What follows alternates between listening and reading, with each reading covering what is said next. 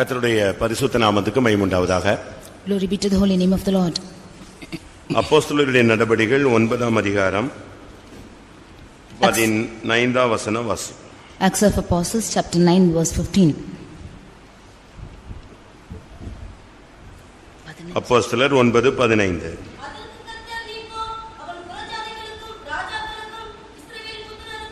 என்னுடைய நாமத்தை அறிவிக்கிறதற்காக நான் தெரிந்து கொண்ட பாத்திரமாய் இருக்கிறான். கர்த்தருடைய பரிசுத்த நாமத்துக்கு மகிமை உண்டாவதாக. Glory be to the holy name of the Lord. இங்கே அப்போஸ்தலனாகிய பவுலை கர்த்தர் ஒரு தெரிந்து கொண்ட பாத்திரம் என்று சொல்லுகிறார். Here the Lord is calling Apostle Paul as a chosen vessel. அவன் இன்னும் அப்போஸ்தலனாய் மாறவில்லை. He is still not become an apostle. அவனுடைய வாழ்க்கை இன்னும் மாறவில்லை. His life is yet not changed. அவனுடைய பெயர் மாற்றப்படவில்லை. His name is not yet being changed. அவனுடைய அழைப்பு உறுதிப்படுத்தப்படவில்லை. And his calling is not yet confirmed. இன்னும் அவன் ஞானஸ்நானம் எடுக்கவில்லை. He is yet not baptized. அபிஷேகம் பெறவில்லை. He is not anointed. அவனுடைய கண் பார்வை இன்னும் தெளிவாகவில்லை. Yet his eyesight is not clear. ஆனாலும் கூட அவனை குறித்த தேவனுடைய சித்தம் அங்கே தெளிவாக வெளிப்படுத்தப்படுகிறது. But the will of God concerning him is clearly revealed out here. நான் தெரிந்து கொண்ட பாத்திரமாய் இருக்கிறான். He is a chosen vessel unto me. ஒவ்வொருவரையும் குறித்து கர்த்தருக்கு ஒரு நோக்கம் இருக்கிறது. The Lord has a definite plan concerning everyone, every person. நாம் தேவனுடைய கரங்களில் உள்ள ஒரு பாத்திரமாக இந்த நாட்களிலே மாற வேண்டியது அவசியமா இருக்கிறது. These days it is necessary for us to change as the vessel was chosen in God's hands. வேதத்தின் அடிப்படையிலே பார்க்கும் பொழுது எழுத்தின் பிரகாரமான ஒரு பல பாத்திரங்கள் சொல்லப்பட்டுள்ளது. Under the aspect of the word of God we can see literal vessels in the word of God. ஆவிக்குரிய ஒரு தெரிந்து கொள்ளப்பட்ட பாத்திரங்களையும் குறித்து வேதம் அழகாக சுட்டிக்காட்டுகிறது. The word of God also prescribes about the spiritual vessels. நாம் எப்படிப்பட்ட பாத்திரம் என்பதை சில வசனங்களின் வெளிச்சத்திலே நாம் சிந்தித்து பார்க்கலாம். In the light of a few verses we should see as to what kind of vessel are we. தெய்வீக தன்மையுள்ள பாத்திரங்களும் இல்லாவிட்டால் தெய்வீகமற்ற பல பாத்திரங்களின் அனுபவங்களும் வேதத்திலே சுட்டிக்காட்டப்பட்டுள்ளது. The word of God depicts about the characters of the vessels which have divine characters and the other characters which are not having divine characters. நாம் எப்படிப்பட்ட பாத்திரங்கள்? Which kind of vessel are we? நம்முடைய நிலவரம் என்ன? What is our state?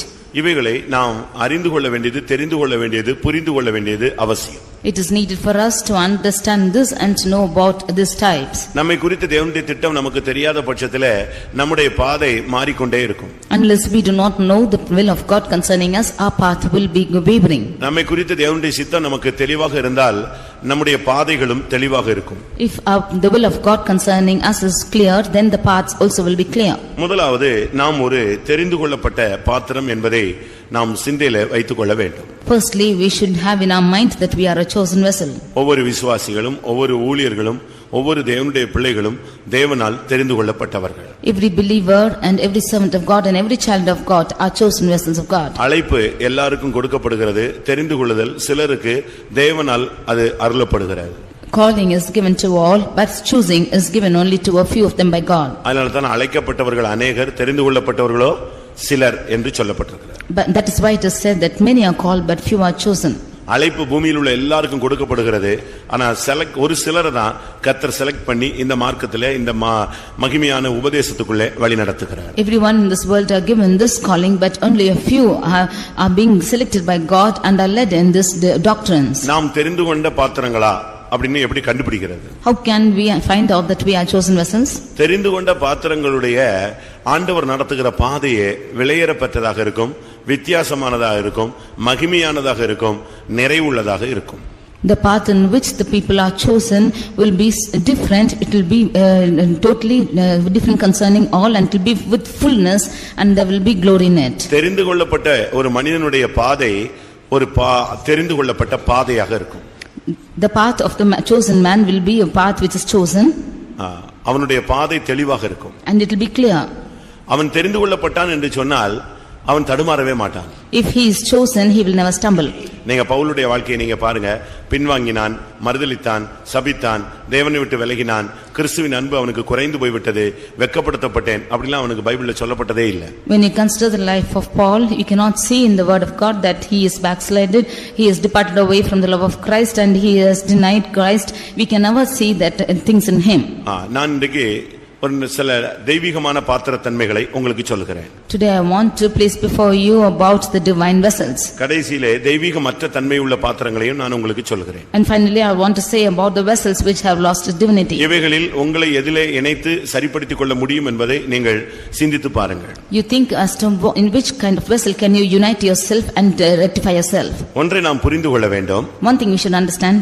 நாம் பாவிகளா இருக்கையிலேயே கர்த்தர் நம்மை தெரிந்து கொண்டார். When we were yet sinners, the Lord has chosen us. அப்பொழுதே நம்மை குறித்த ஒரு நோக்கம் வைத்திருக்கிறார். It was then that the Lord had his purpose upon us. சீயோனின் பிறப்பு என்பது தேவன் ஆதியிலேயே அநாதி தீர்மானத்தின்படியே உருவாக்கப்பட்ட ஒரு அழைப்பு.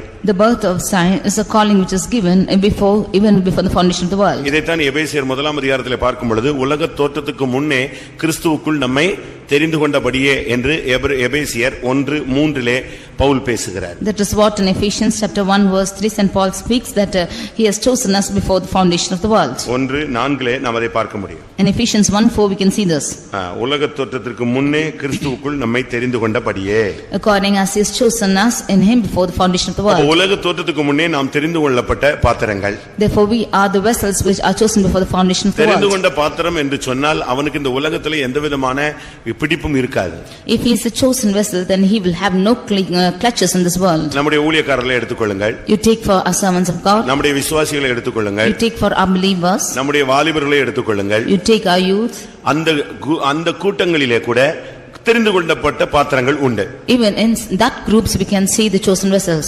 அந்த தெரிந்து கொள்ளப்பட்ட பாத்திரங்களை குறித்து தேவனுக்கு ஒரு நோக்கம் உண்டு. About those chosen vessels the Lord has a purpose. அந்த தெரிந்து கொள்ளப்பட்டவர்களுடைய நிலவரத்தை நீங்க பாத்தீங்கன்னு சொன்னா அவங்களுடைய தரிசனம் வேறு மாதிரி இருக்கும், அவங்களுடைய அழைப்பு வேறு மாதிரி இருக்கும், அவங்களுடைய ஊழியம் வித்தியாசமா இருக்கும், அவங்களுடைய பேச்சு நடை உடை எல்லாமே சேஞ்சஸா இருக்கும். If you see about the character of the chosen vessels, then their calling will be different. They are walking and they are talking and all the activities will be different. நான் திரும்பவும் சொல்லுகிறேன். I again repeat.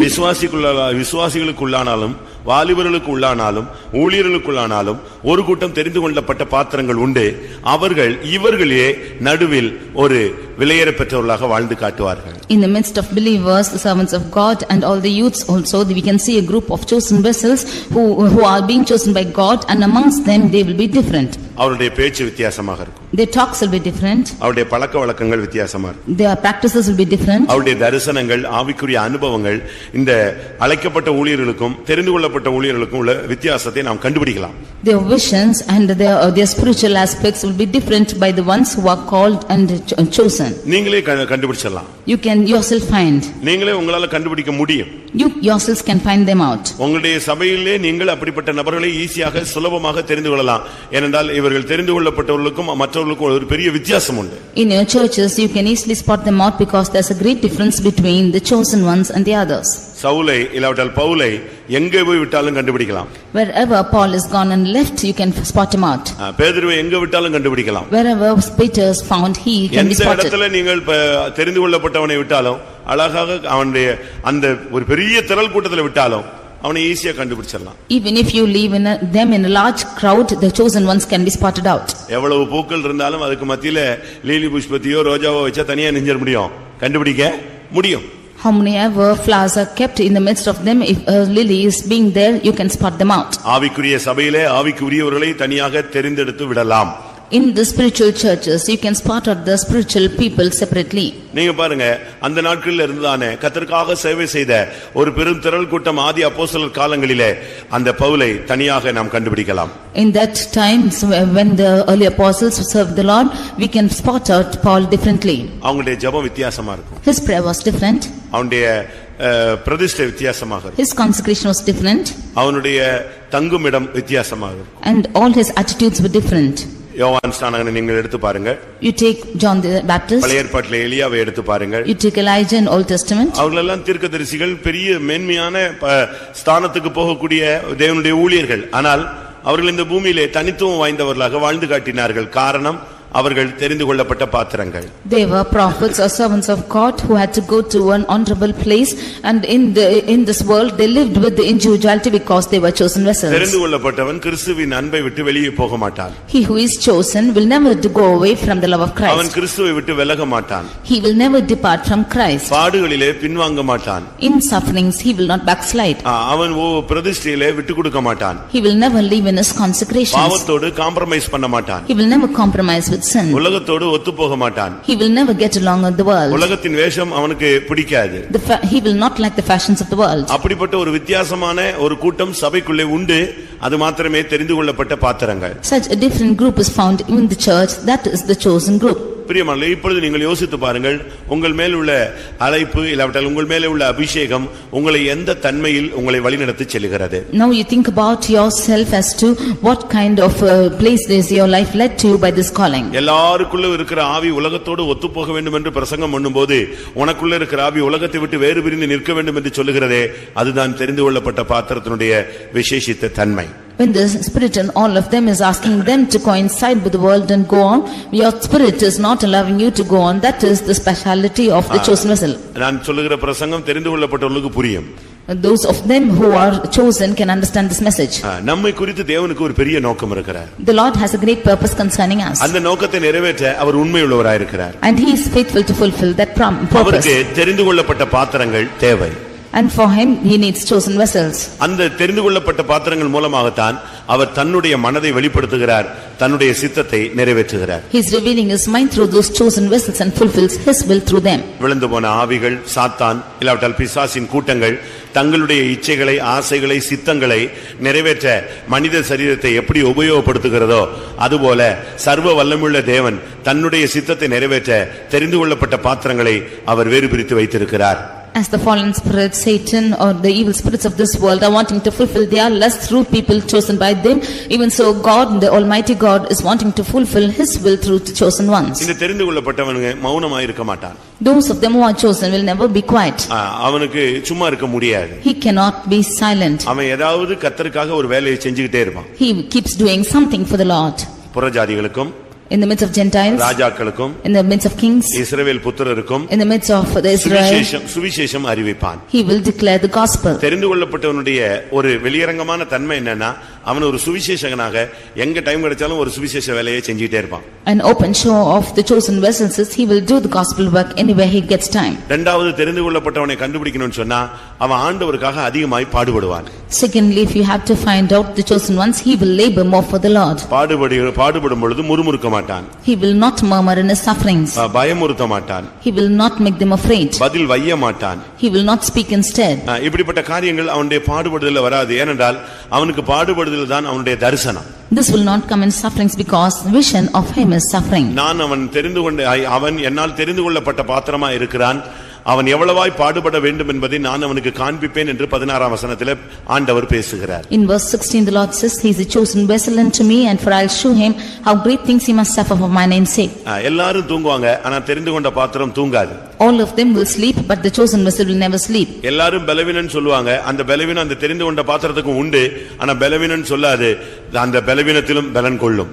All of them will say they are weak, but the chosen vessel will also have the weakness, but in that weakness it will be strengthened. யாருமே தேவனுடைய சத்தம் எனக்கு கிடைக்கல, தரிசனம் கிடைக்கலன்னு சொல்லும்போது இந்த தெரிந்து கொண்ட பாத்திரத்துக்கு தேவ சத்தமும் கேட்கும், தேவ தரிசனமும் கிடைக்கும். When all of them say that they do not hear the voice of God nor see visions, but this chosen vessel will see the visions and hear the voice of God. இதுதான் மற்றவங்களுக்கும் இவங்களுக்கும் உள்ள ஒரு பெரிய different. This is the great difference between the others and them. அதனால நீங்களும் நானும் இந்த நாட்களிலே நாம் தெரிந்து கொண்ட பாத்திரங்களாக மாற்றப்பட வேண்டியது அவசியம். Therefore you and I should be turned as the chosen vessel these days. இரண்டாவதாக, secondly, நாம் பரிசுத்தமான பாத்திரங்களாய் மாற வேண்டும். we should become holy vessels. யோசுவா 6ஆம் அதிகாரத்தை பார்க்கும் பொழுது, when we read in Joshua chapter 6, அங்கே 19ஆம் வசனத்தை பார்க்கும் பொழுது, verse 19, எரிகோவின் அந்த பாத்திரங்கள் எல்லாம் பரிசுத்தமாய் மாறின. The vessels of Jericho, all of them became holy. சகல வெள்ளியும் பொன்னும் வெண்கலத்தினாலும் இரும்பினாலும் செய்யப்பட்ட பாத்திரங்களும் கர்த்தருக்கு பரிசுத்தமானவைகள், அவைகள் கர்த்தரின் பொக்கிஷத்தில் சேரும் என்றான். எரிகோ என்பது சபிக்கப்பட்ட ஒரு சூழ்நிலையில் உள்ள ஒரு அனுபவம். Jericho is a state where it is cursed state. இல்லாவிட்டால் சபிக்கப்பட்ட ஒரு வாழ்க்கை. Or it's a life which is cursed. இல்லாவிட்டால் சபிக்கப்பட்ட ஒரு குடும்பம். Or it's a family which is cursed. இல்லாவிட்டால் சபிக்கப்பட்ட ஒரு ஊழியம். Or it's a ministry which is cursed. இல்லாவிட்டால் சபிக்கப்பட்ட ஒரு பாதை. Or it's a rock which is cursed. இப்படி சொல்லிட்டே போலாம். Like this you can keep on saying. ஆனா இவைகளுக்கு உள்ள கர்த்தர் ஒரு பரிசுத்தமான ஒரு பாத்திரங்களாக உருவாக்குகிறார். But in the midst of this the Lord creates holy vessels. அது வெள்ளியான பாத்திரம், there are vessels of silver, பொன்னான பாத்திரம், vessels of gold, வெண்கலத்தினாலும் இரும்பினாலும் செய்யப்பட்ட பாத்திரங்கள், and vessels of brass and iron. தாழ்ந்த தன்மையும் இருக்கு, உயர்ந்த தன்மையும் இருக்கு. There is a low state and also a high state. இரும்பு இருக்கு, பொன்னும் இருக்கு. There is iron and also gold. வெங்கலமும் இருக்கு, மீடியம் இருக்கு, வெங்கலமும் இருக்கு, வெள்ளியும் இருக்கு. There is brass and silver too. ஆனா இவைகள் எல்லாம் கர்த்தர் சொல்றாரு பரிசுத்தமானவைகள். But in the midst of them are consecrated ones. இது எதை காண்பிக்கிறது? What does this show? எரிகோவுக்குள்ள இருந்தாலும் நம்முடைய சூழ்நிலைகள் வித்தியாசமா இருந்தாலும் இவைகளுக்கு மத்தியில ஒரு பரிசுத்தமான ஒரு பாத்திரங்களாக நாம் வாழ்ந்து காட்டினால்தான் கர்த்தருடைய பொக்கிஷமாகிய பரலோக ராஜ்யத்துல போய் சேர முடியும். Although the situations be different like Jericho, although the situations around will be sinful, in the midst of this if we live a holy vessel we can go to reach heaven. எவ்வளவோ வெள்ளி இருக்கிறது இந்த உலகத்துல, எவ்வளவோ பொன்னு இருக்கிறது, ஆனா அது பொக்கிஷத்துல போய் சேர்றது இல்ல. எல்லாரும் ஒளிச்சு வச்சு அவங்கவங்க தங்களுடைய உபயோகத்துக்காக வைத்துக் கொள்ளுகிறார்கள். There are so much of silver and gold in this world, but it is not all going into the treasury of the Lord. They are being stolen and hidden and kept. அன்றைக்கு இருந்த ஜனங்கள் கூட பொன்னை வைத்திருந்தார்கள். Even the people of those days had gold. இரும்பு வைத்திருந்தார்கள். They had iron. வெங்கலம் வெள்ளி எல்லாம் வைத்திருந்தார்கள். They had brass and silver. அது அவங்களுடைய பொக்கிஷத்துல இருந்துச்சு. It was in their treasures. ஆனா இங்கே சொல்லி இருக்கிறதே, But here to say, இவைகள் கர்த்தரின் பொக்கிஷத்தில் சேர வேண்டும். they shall come into the treasury of the Lord. அது எப்போ சேரும்? When it shall come? இதெல்லாம் பரிசுத்தமா மாறும்போது கர்த்தருடைய பொக்கிஷத்துல இதுக்கு வாய்ப்பு உண்டு. Only when these are becoming holy, it has a place in the treasure of the Lord. இந்த பரிசுத்தம் என்பதுதான் நம்முடைய இலக்கு. This holiness is a mark. பரிசுத்தம் இல்லாமல் ஒருவனும் தேவனை தரிசிப்பது இல்லையே. Without holiness, no man shall see the Lord. இன்னைக்கு உலகத்துல ஒரு வேலைக்கு போனா பல ரவுண்ட்ஸ் இன்டர்வியூ இருக்கிறது. Today, if you go for work in this world, there are many rounds of interview. ஒவ்வொரு ரவுண்ட்ஸா கேட்டுட்டே இருப்பாங்க. They will ask you in every round. First ரவுண்ட்ல அவுட்னா வெளிய வந்துற வேண்டியதான். If you are gone out in the first round, you should come out. Second round, third ரவுண்ட்ல out ஆனாலும் வெளிய வந்துறதா. If you are filling in second and third rounds, you should come out. Final HR ரவுண்டுமா. And he will have a final touch. HR. There's a HR. அது கூட திடீர்னு fail ஆயிடும். And sometimes it will fail in that too. இப்படி தான் நமக்கும் இந்த உலக பாதையில பலவிதமான ரவுண்ட்ஸ் இருக்கு. Like this, in this worldly life also we have many rounds. காணிக்கை ஒரு ரவுண்ட்னு வெச்சுக்கங்களே, நம்ம எல்லாம் வின் பண்ணிடுவோம். In our aspect, offering will be a round. இப்படி ஒவ்வொரு Dress ஒவ்வொன்றுக்கும் ஒவ்வொரு rounds வைக்கிறார்னு வெச்சுக்கங்களே. We can have every round for everything, even for our dress. சில இடங்கள்ல போனா ஒவ்வொன்றுக்கும் ஒவ்வொரு mark. In one place, if we go and see, there is a mark for everything. பேச்சுக்கு ஒரு அவங்களுடைய பர்சனாலிட்டிக்கு ஒரு மார்க் இருக்கு. For his talks, for his personality, there is a mark. அவங்களுடைய பேச்சு ஸ்டைலுக்கு ஒரு மார்க் இருக்கு. For the style of his speech, there is a mark. அவங்களுடைய ஜிகே ஜெனரல் நாலேஜுக்கு ஒரு மார்க் இருக்கு. For his general knowledge, there is a mark. இப்படி ஒவ்வொன்றுக்கும் மார்க் போட்டுட்டே வருவாங்க. Like this, they give marks for everything. அதுபோல like this, நமக்கு பிரதிஷ்டைக்கு ஒரு மார்க் போடுவாரு. For our consecration, he gives us a mark. கிறிஸ்துவின் மேலுள்ள அந்த தனியாத அன்புக்கு ஒரு மார்க் போடுவாரு. For the love which is not quenching upon Christ, he gives us marks. நம்முடைய விசுவாசத்துக்கு ஒரு மார்க் போடுவாரு. For our faith, he gives a mark. இப்படி போட்டுட்டே வரும்போது நம்முடைய மார்க் எவ்வளவு கிடைக்கும்? Like this, if he should calculate marks, then what much it will come to us? யோசிச்சு பாருங்க. Just think and see. இன்னொருத்தன் போடணும் இல்ல, தேவன் போடணும் இல்ல, நீங்களே உங்களை கொஞ்சம் கொஞ்சம் போட்டு பாத்துக்கிட்டே இருங்களேன். Not that anyone else should allot their marks or God should give you marks, you give your marks for yourself. ஒரு காலத்துல ஹாஸ்பிடல்ல போய் ஃபீவர் எவ்வளவு இருக்குன்னு கண்டுபிடிப்பாங்க. In the days before, they will go to the hospital and check as to how much of fever they have. ஹாஸ்பிடல்ல போய் sugar எவ்வளவு இருக்குன்னு கண்டுபிடிப்பாங்க. They will go and check out their sugar level at hospitals. இப்ப அப்படிலாம் இல்ல. But now it's not so. எங்க இருந்து கண்டுபிடிச்சிக்கலாம்? Where only they can find? வீட்லயே கண்டுபிடிச்சிக்கலாம். They can find it out in their houses. அதுபோல like this. நீங்க உங்களை நீங்களே மார்க் போட்டு பாருங்க எப்படி இருக்கு. நீங்களே விசுவாசம் உள்ளவர்களோ இல்லையோ என்று உங்களை நீங்களே பரிசுத்தித்து பாருங்கள் என்று 2 கொரிந்தியர் 13ஆம் அதிகாரத்திலே பவுல் பேசுகிறார். In 2 Corinthians chapter 13, Paul is saying, you see as to yourselves as to how much of faith you have, whether you have faith in yourselves or no. இன்னொருத்த வந்து உனக்கு செக் பண்ண வேண்டாம். Another one need not come and check you. 2 கொரிந்தியர் 13:5ல பார்க்கும் பொழுது 2 Corinthians 13:5, நீங்கள் விசுவாசம் உள்ளவர்களோவென்று உங்களை நீங்களே சோதித்து அறியுங்கள், உங்களை நீங்களே பரீட்சித்து பாருங்கள். இயேசு கிறிஸ்து உங்களுக்குள் இருக்கிறார் என்று உங்களை நீங்களே அறியீர்களா? நீங்கள் பரீட்சைக்கு நில்லாதவர்களா இருந்தால் அறியீர்கள். நீங்களே உங்களை டெஸ்ட் பண்ணி பாருங்க, உங்க விசுவாசம் எப்படி இருக்குன்னு டெஸ்ட் பண்ணி பாருங்கங்கறார். You prove yourselves and see how much of faith you have, he says. எரிகோவின் பாத்திரங்கள் பரிசுத்தமான பாத்திரங்களாக மாற்றப்பட்டன.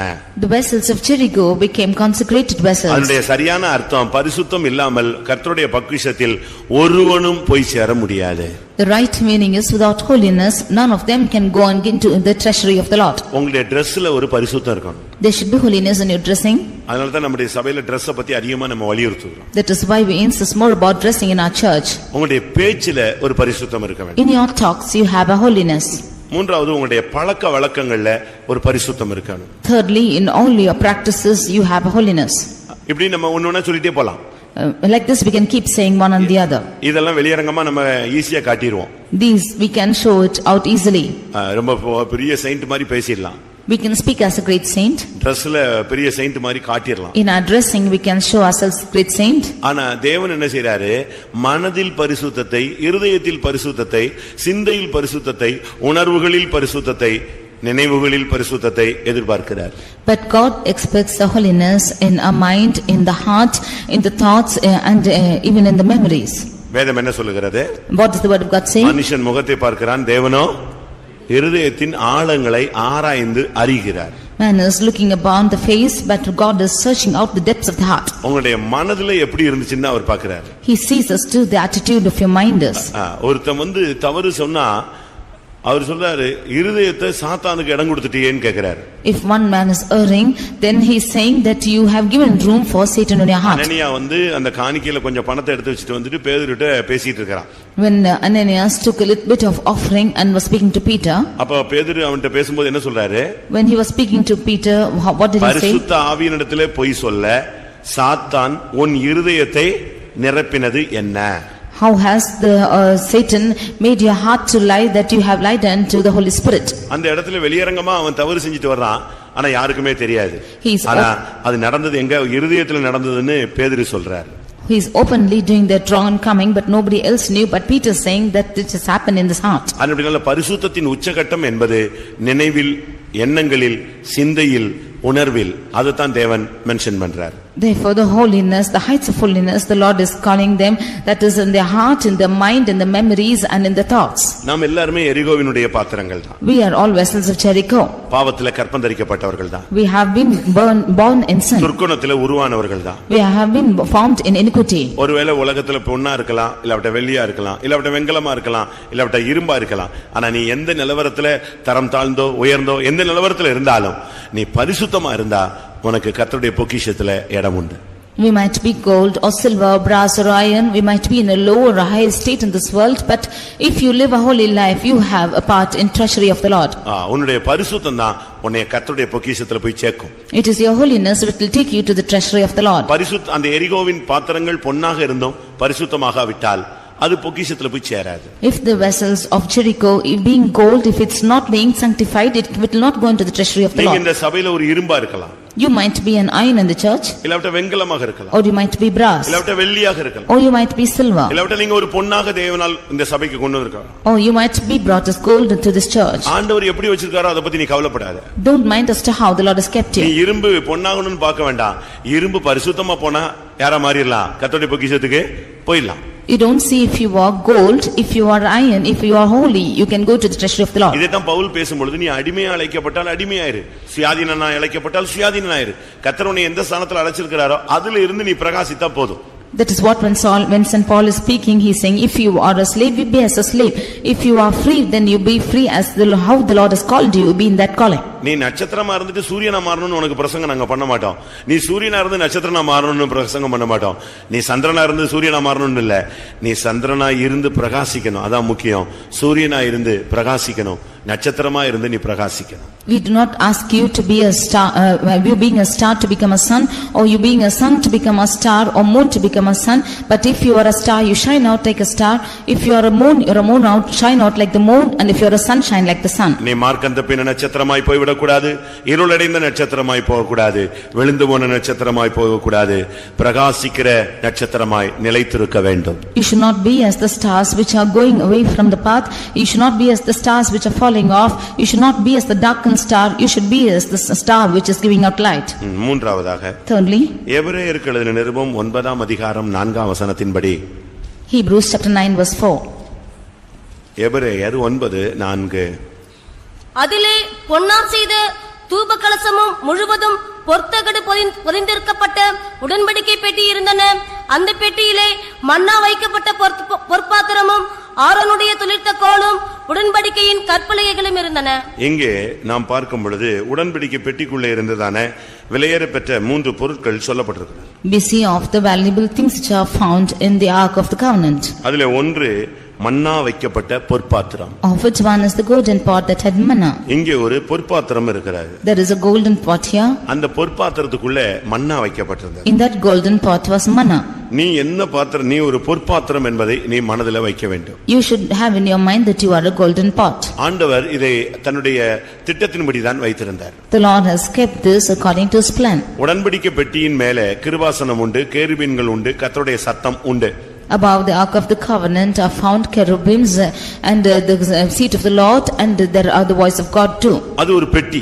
It's an Ark of Covenant. எதற்காக அதை ஒரு பெட்டியாக தேவன் உண்டாக்கினார்? Why did the Lord make it as a box? அதுக்கு பல பெயர்கள் உண்டு. There are many names given to it. உடன்படிக்கை பெட்டி, It's the Ark of the Covenant. சாட்சியின் பெட்டி, It's the Ark of Testimony. சர்வ வல்லவருடைய ஆண்டவருடைய பெட்டி, It's the Ark of the Almighty God. வல்லமை விளங்கும் பெட்டி, வல்லமை விளங்கும் It's the பெட்டி. Ark which reveals the power. இப்படி அதுக்கு பல பெயர்கள்லாம் இருக்கு. There are so many names given இந்த to it. பெட்டி நாங்களே இந்த பெட்டிக்குள்ள என்ன இருக்கு? There it says the Ark, what is found in the Ark? அந்த பெட்டிக்குள்ள 3 காரியத்தை கர்த்தர் வைக்க முடியாது சொன்னார். The Lord commanded 3 things to kept in the Ark of the Covenant. இது பெட்டி என்பது ஒரு தனிமனித ஜீவியத்தையும் காண்பிக்கிறது, சபையையும் காண்பிக்கிறது. This Ark is showing an individual person and also the church. தேவனுடைய ஊழியம் என்பது ஒரு உடன்படிக்கை பெட்டி. அதை தொட்டவன் செத்தான். The church of God or the ministry of God is the Ark of Covenant. Whoever touches it will die. அதை எட்டி பார்த்தவன் செத்தான். One who peeps into it also will die. அடுத்து Nextly, தேவனுடைய விசுவாசிகளும் ஊழியர்களும் உடன்படிக்கை பெட்டிகள். the believers and the sons of God are the Ark of the Covenant. உன்னை தொடுகிறவன் என் கண்மணியை தொடுகிறான். He who toucheth you toucheth the apple of mine eye. உன்னை தொடர்றதுக்கு யாருக்கும் power ஆண்டவர் அனுமதி கொடுப்பதே இல்லை. The Lord never admits or gives power for anyone to touch you. அப்ப இந்த பெட்டிக்குள்ள எது இருந்தா இந்த வல்லமை இருக்கும்? So what should be there in this ark that there will be power? உடன்படிக்கை பெட்டிக்குள்ள 3 காரியத்தை வைக்க முடியாக கர்த்தர் சொல்லியிருந்தார். The Lord commanded to keep 3 things in the Ark of the Covenant. ஒன்று மன்னா வைக்கப்பட்ட பொற்பாத்திரம். One is the golden pot that had manna. உடன்படிக்கையின் கற்பலகைகள். And the tables of covenant. மூன்றாவது ஆரோனுடைய தளிர்த்த கோல். And thirdly Aaron's rod that budded. இந்த மூணையும் உள்ளே வைக்க முடியாக கர்த்தர் சொன்னார். The Lord commanded to keep these 3 things inside. ஒரு பொற்பாத்திரம் செஞ்சு You should make a golden pot. அதுக்குள்ள இந்த மூணையும் வைங்க. And keep these 3 things into it. இதுதான் ஆரம்பத்திலே தேவனுடைய மனதில் இருந்த ஒரு அனுபவம். This is what in the mind of God in the beginning. இஸ்ரவேல் ஜனங்கள் கானானுக்குள்ளே அடியெடுத்து வைத்து அந்த கானான் தேசத்தின் கனிகளை புசிக்க ஆரம்பித்த உடனே அவர்களுக்கு வனாந்தரத்தில் கொடுக்கப்பட்ட தூதர்களின் அப்பமாகிய மன்னா நிறுத்தப்பட்டது. When the children of God stepped into Canaan and they ate of the fruit of the land, this manna which was given from heaven was stopped. கர்த்தர் அதை நிறுத்தினார். The Lord stopped it. ஆனால் அது கொடுக்கப்பட்டதற்கு அடையாளமாக அந்த ஜனத்துக்கு நினைப்பூட்டுதலாக கொஞ்சம் மன்னாவை எடுத்து இந்த பொற்பாத்திரத்தில் வைத்து அதை பெட்டிக்குள்ளே வைத்து பாதுகாக்க முடியாக கர்த்தர் சொன்னார். But as a sign of remembrance, the Lord asked to keep some manna into a golden pot. ஆனா என்ன நடந்தது? But what happened? இது தேவனுடைய திட்டத்திலே இருந்தது. This was in the plan of God. இரண்டாவது, அவர்களோடு உடன்படிக்கையின் மூலமாக கர்த்தர் பேசினால் அவருக்கு கற்பனைகளை கொடுத்தார். அந்த கற்பனைகளை அவர்கள் வனாந்தரத்தில் பின்பற்ற வேண்டும், வாழ்நாளெல்லாம் பின்பற்ற வேண்டும் என்று அந்த உடன்படிக்கையின் கற்பனைகளை அதுக்குள்ள வைக்க சொன்னார். Secondly, the Lord covenanted with the people with the tables of covenant, and that the people might follow them all the days of their life. The Lord asked them to keep the tables of covenant into the ark. அடுத்து மூன்றாவதாக, Thirdly, ஊழியம் யார் செய்வது என்கிற ஒரு பெரிய கேள்வி எழுப்பப்பட்டது. there was a great question as to who should do the ministry.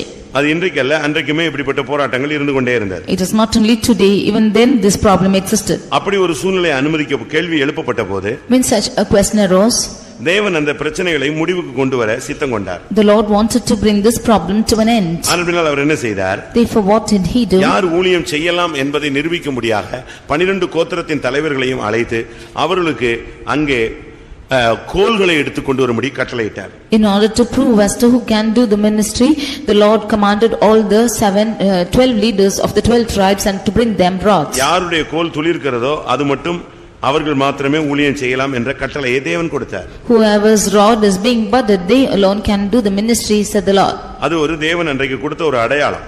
That was a sign which the Lord had given. குழப்பத்தை தீர்க்கும்படியாக தேவன் வைத்திருந்த ஒரு திட்டம்.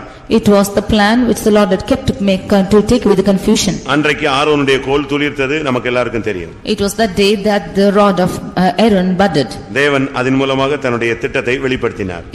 It was through this that the Lord revealed his plan. இந்த மூன்றுமே நிலைத்திருக்க வேண்டும், கர்த்தருடைய பெட்டிக்குள்ளே அந்த உடன்படிக்கை பெட்டிக்குள்ளே இருக்கணும்ங்கறதுல தேவன் திட்டமாய் இருந்தார். All the three should stand long and it should be found in the ark of the covenant. This is the plan of God. ஆனா என்ன நடந்துச்சு தெரியுமா? But what happened? நாட்கள் போக போக நடந்த சம்பவம் என்ன? What did happen as the days went by? இரண்டாம் நாளாகமம் 5ஆம் அதிகாரம் 2 Chronicles chapter 5 10ஆம் வசனத்தை பார்க்கும் பொழுது verse 10. இஸ்ரவேல் புத்திரர் எகிப்திலிருந்து புறப்பட்ட பின் கர்த்தர் ஓரேபிலே அவர்களோடு உடன்படிக்கை பண்ணின போது மோசே அந்த பெட்டியிலே வைத்த 2 கற்பலகைகளே அல்லாமல் அதிலே வேறொன்றும் இருந்ததில்லை. எப்படி இருக்கு, எவ்வளவு தெளிவா சொல்லி இருக்கு பாத்தீங்களா? How clearly it is said out here. அந்த பெட்டியிலே வைத்த 2 கற்பலகைகளே அல்லாமல் அதிலே வேறு ஒன்றும் இல்லை. There was nothing in the ark save the 2 tables which the Lord had kept. எந்த 2 மிஸ்ஸிங் ஆயிடுச்சு? What other 2 are missing? மன்னா வைக்கப்பட்ட பொற்பாத்திரமும் போயிருச்சு, ஆரோனுடைய தளிர்த்த கோலும் போயிருச்சு. இப்ப இருக்கிறது என்னது? இன்னைக்கு உலகத்தில் இருக்கிற சபைகள் இருக்கிறதெல்லாம் பிரமாணங்களும் உபதேசங்களும் வாக்குத்தத்தங்களும் இல்லாவிட்டால் இந்த 10 கட்டளைகளையும் வச்சுக்கிட்டு தான் நிக்கிறாங்களே தவிர உண்மையான ஊழியம் என்ற ஆரோனுடைய தளிர்த்த கோல் இல்லை. மன்னா வைக்கப்பட்ட அந்த ஆழமான உபதேசங்கள், அந்த வெளிப்படுத்தல்கள், பரலோகத்திலிருந்து வரப்பட்ட அந்த உபதேசங்கள் இன்றைக்கு இல்லை.